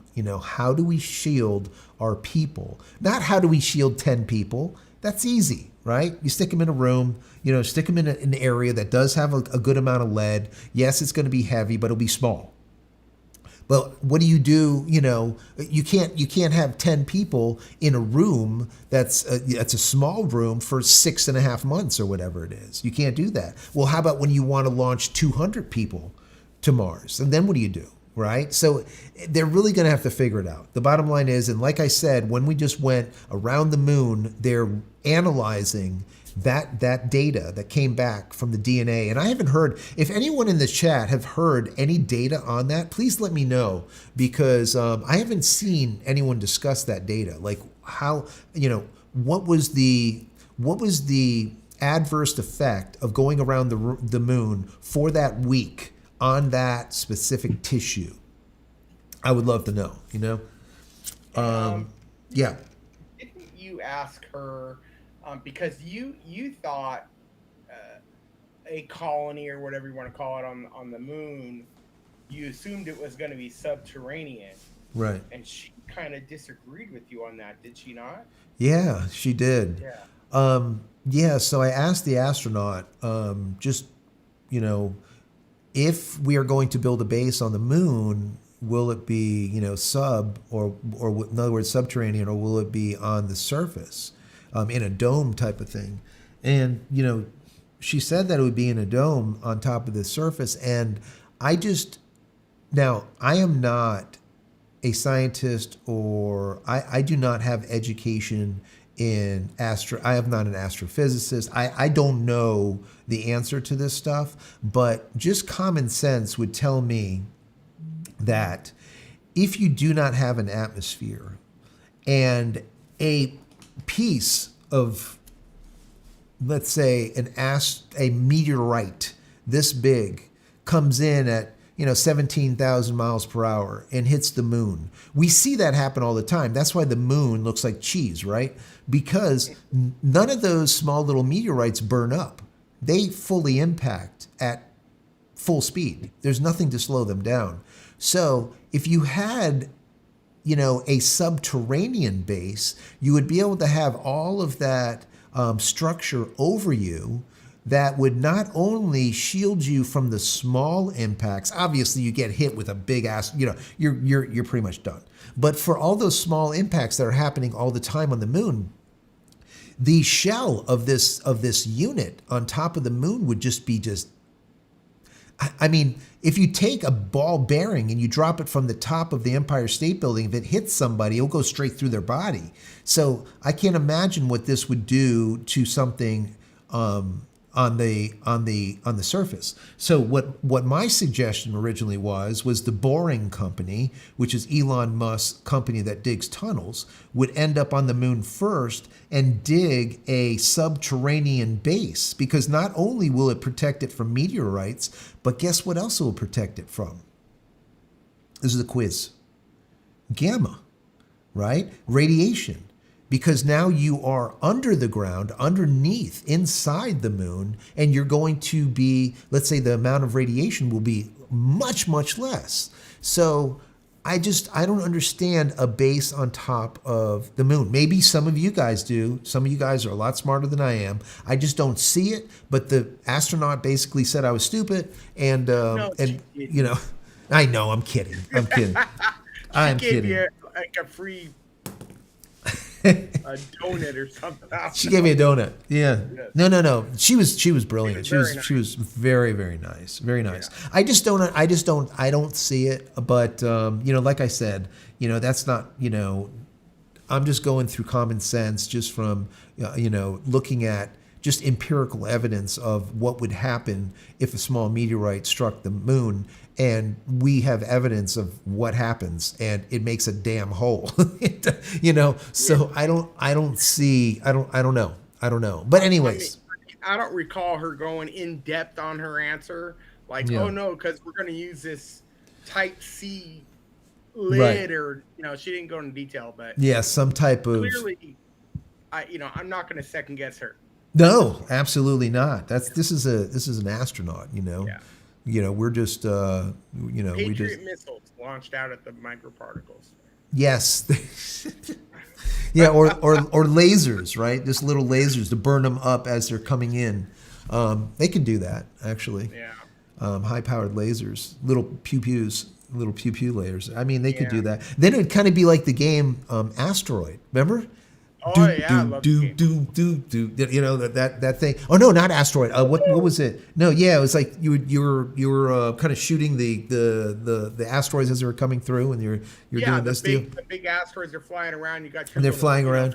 Yeah. It would be something like that, I suppose. I don't know. I really don't know. But they're going to have to figure that out for sure. Maybe we'll find out in our lifetime. Maybe we won't. Hopefully we do. Mick did say that it takes 1.25 inches of lead to stop gamma radiation. Yeah, 1.25. That is a lot of lead. Amazing. Yeah, I didn't know how much it was. I knew it was a good amount. So there's no way to do it. Missile Command. That's right, Missile Command. Yes, Missile Command. Thank you for that. That's what I was going for. That's from Raymond. Yes, Missile Command. Where you're down below and you have the missiles that are shooting up and they're trying to break out the falling asteroids that are coming down or whatever. So, yeah. That's where the thing goes along the bottom. And you're at the bottom. Well, you have I think you have 3 sites or whatever, and you're launching your stuff. Yeah. That was like Atari. Wasn't Missile Command Atari? I think so. I think so. So, but anyways, you know, like I said, if you have any other questions, put them in there. I know we have a couple of hundred of you still hanging out. I appreciate you guys watching this with us because this was really a big deal. Really, really a big deal. And we waited a long time for this. It's like I felt like I wasn't even prepared because it just popped up finally. And you almost forgot about it. It was so long. Because they had to build a brand new pad, build a brand new booster, build a brand new rocket. So it was a lot, not just a little bit. The Ordway is here. Thank you for being here. Thank you for being here. You missed the whole launch. Aloha from, yes. Well, you can always rewind. Be kind. Be kind, rewind. Let me see. Gojo11207 says, I don't know why. Oh, because there was a period. That's why it didn't pop up orange. That makes sense. Okay. Can the lead be flown little by little to make it safe an area inside of the ship in space before traveling to Mars? No. I mean, because when you're launching that ship, it's going to have to be the people that are in the ship are going to have to be protected from gamma rays and a lot of other rays, right? Space rays. So, you know, there's a lot that you have to worry about when it comes to that. And they have to protect the people. If not, it's just not going to happen. And like I said, that's going to be something to figure out. I mean, you know, that's not just something to take lightly. I'm thinking something electronic. Something electronic to divert. Yeah, I'm asking Grok right now. I said, is it theoretically possible to deflect gamma rays using electrons? I typoed, and it says no. It just shot me down. Yeah, did it? You know, I pay you, Grok. I pay you, Grok. I mean, our magnetic field around the planet is what allows those gamma rays not to hit us. So if you were to produce a magnetic field around the ship, don't know how, you should be able to shield gamma radiation, just like the Earth shields gamma radiation from us. So can you do it? Probably. Would it cost a lot of electricity, a lot of power? Probably. That would be a very large magnetic field.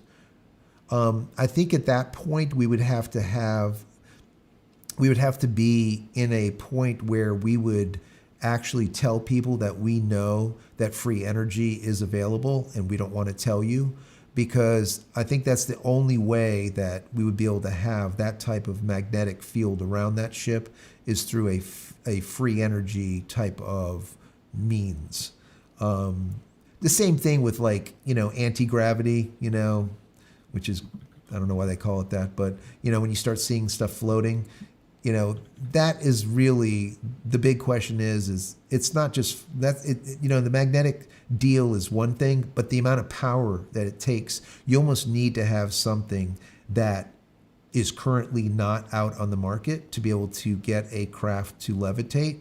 I'm not going to get into it too deep, but let's just say if we do have a vehicle like this triangle Cheeto or this triangle Dorito that we see everywhere that's floating around, that actually levitates, that uses a magnetic type of field to be able to have some type of propulsive means to it, there's free energy involved there, because there's no way that you would be able to come up with enough energy to produce that I can even mathematically come up with. So that said, Where the hell do you see flying Doritos? I actually seen one. So yes, Fabiola and myself actually saw one of these things.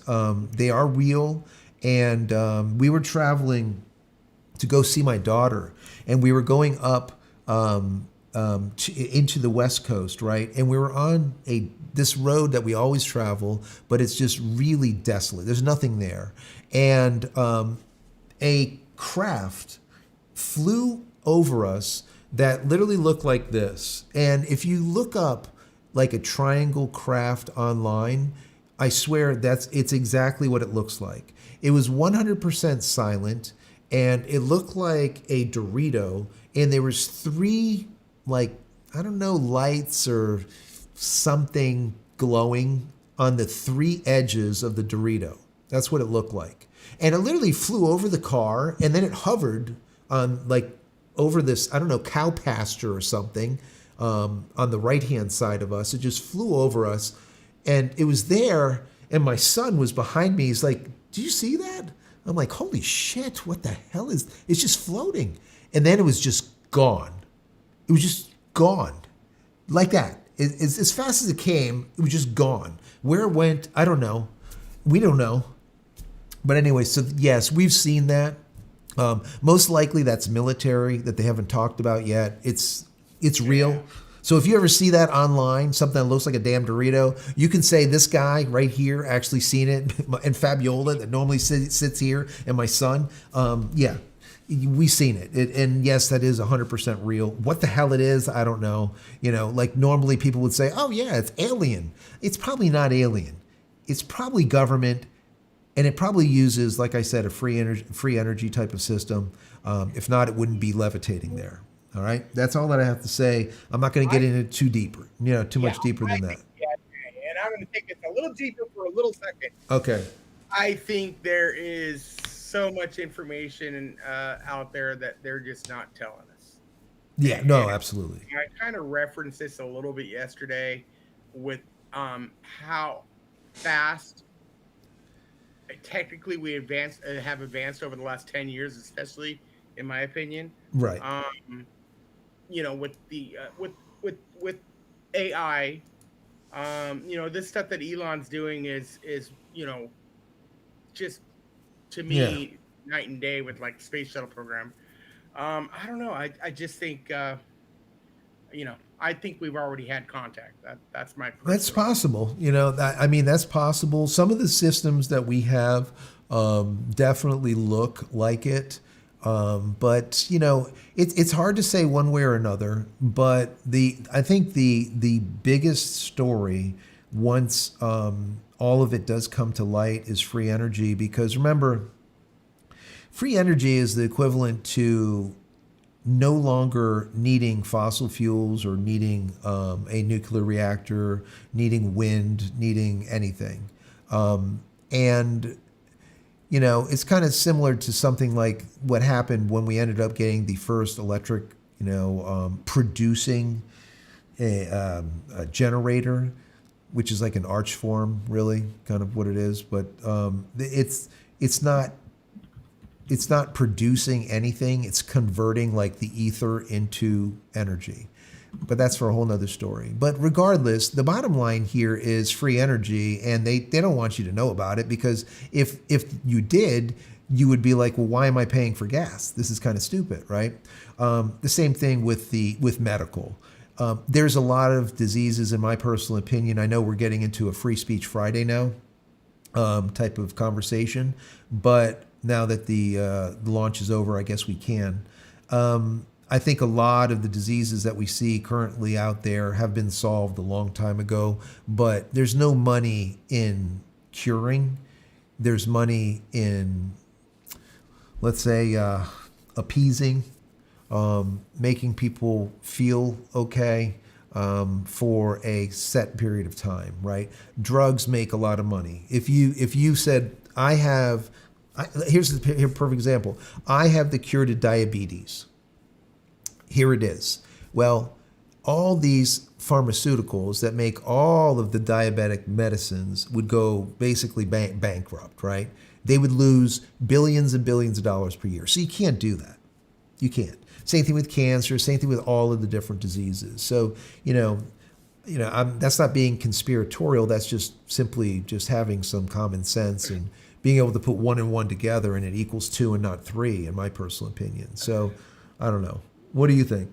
I personally feel if somebody invented something that would cure diabetes, you know, I welcome that, because I could care less if the pharmaceutical companies, well, if you do that, we're not going to make any money anymore. Well, you know.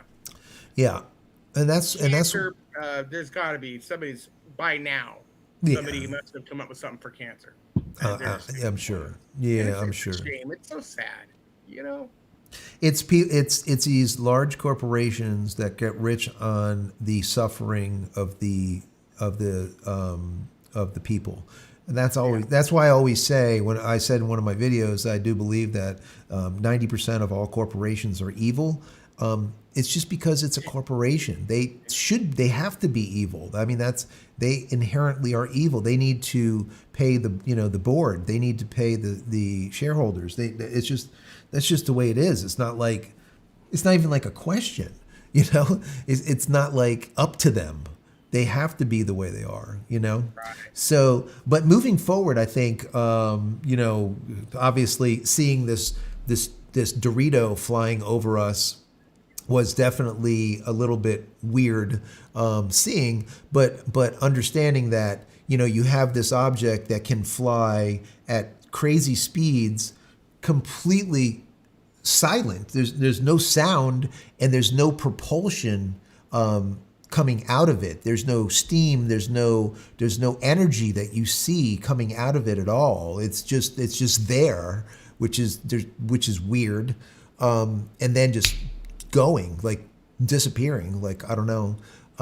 That means Did you get a picture? No, it happened extremely fast. It literally, we're driving and it came in from the left side, I was driving the car, and it came in this way, came over the road here, and we're like, what the hell? And the thing was it was sideways. It came in like almost like banking. So it came in, so you can see the underbelly. That's how I can see the three, like, I don't know, propulsion things or whatever. On each one of the three areas of the triangle, there was like this round disc, right? It came in like this, flattened out, went into the field. Now my son couldn't see it because it was in the window here, right? The front window. And then when it came by, then he could see it out his window because he was in the back of the truck, of the Jeep, right? And now he's like, what the hell is that? I'm like, I don't know, son. It's a flying Dorito and it doesn't make noise and now it's gone. I don't know. All right. So it kind of is what it is. But see, I used to stunt motorcycles for many, many years. That was my fun thing. That's what I would do. So on Sundays, we would do exhibitions, we would do different things. Anyways, so we would practice. And one of the places that we would practice is in front of this company called Pratt & Whitney. Pratt & Whitney is notorious for doing a lot of skunk work type of shit. And I remember there was a small airfield right next to Pratt & Whitney that really shouldn't be there, but it was there. And there would be like some, like private Cessnas that would come in, but there would be other stuff that would be there that didn't make sense. So we would be out there stunting sometimes, some nights, and all of a sudden we would see like, it would be like just like a light that just came by, like a I don't know, like no sound, no nothing, just like, and the speed isn't like normal speed, it'd be like Mach 2, Mach 3 or something, just gone like this. Like, what the hell was that? And then all the guys would be like, I don't know, that was kind of weird. And we just keep on going, right? So I think a lot of these military facilities have a lot of stuff been going on there for many, many, many years. And it's like people don't see it until later on that they get finally pictures of it. And now they're starting to come out with, oh, there's aliens. Look at the aliens. And now, there's like Trump shaking hands with like grayskins and stuff, all kinds of stupid shit. So, that's the way it is. Look at it this way, guys. If the GOV ever tells you to look at this bottle, never look at the bottle. All right. Look over here. Don't look there. Because if you look at this bottle, that's exactly what they want you to do, okay? Never do what just is the norm for people to do. Do the exact opposite, and you'll find out a lot of things that you never knew. I know that sounds kind of strange, but that just simply works. It's worked for me. That goes back to like that AI thing that I was working on with the Truth Engine. There is stuff that if we ask, and I asked, for example, ChatGPT, Grok, Claude, Perplexity, Gemini. I asked all of these search engines to give me, and I said this in one of my past lives, give me a list of all people that are in the GOV that bought stock for products that were involved with kinetic force, pew pew, a week or two before the conflict started. Okay, I have to be careful of what I say, right? That conflict started, and it came up with no, I don't know, nothing. There was nothing, right? I used that local AI that I built that basically has no guardrails, and it just gives you the raw data. It actually went in the SEC filings and found 6, I think it was, people in the GOV that actually bought kinetic stock just a week before the W took place. That to me probably means there was something going on there that probably shouldn't. And the thing is if you or I were to do that, they would be knocking at our door and we would be like gone. We would be done like in a second. But they can do this kind of stuff. But anyway, so this is the type of thing, like for me, I'm constantly trying to find good information for you guys. That's why I ended up making this AI thing. That's that book that I was talking about, The Truth Engine, over at the shop. So, it's kind of sad, but that's just kind of where we are, right? We just have to keep our, head on a swivel and keep watching everything that happens around us. I don't know. What do you think? What do you think, Shin? Come on, tell us what you really feel. Well, you definitely don't want to cross the government. I think that there are certain sectors of the government that have no regards for human life. No. At all. I think kind of what you were talking about a little bit also, and I can't say the word, so I got to spell it, right? COV, right? Yeah. The whole don't look at the bottle. And I didn't look at the bottle. I didn't do any of that. I mean, if I wanted to go into a business that required a mask, I can respect that, Right. But I just, and of course, I'm a veteran. I was in Army intelligence.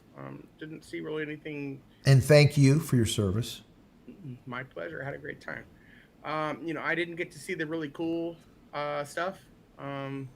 But there were some things that obviously I didn't know, and then when you found out, like, wow, we do that, kind of thing. So you just gotta take everything with a grain of salt and process the information that you're receiving in your head logically before you come up with your next move. That's absolutely the only way I could break that down. And the problem with that is, to me, is it's you have to be discerning what you let into your mind, because they will force feed you with junk all the time on the news, on TV, on advertising, on everything. That's just what they do. So you have to be discerning what gets in and what doesn't. And the problem that I have is that, the older folks, they have still the common sense, whereas, we know that common sense isn't common anymore. The kids, they don't have as much common sense as we do. So it's really rough for them to not believe everything that they see and hear. It just feels like, oh, it has to be that way. Well, it really doesn't. And that's a problem. Big problem. It is a big problem. So, I mean, I don't know. Thank you for that super chat.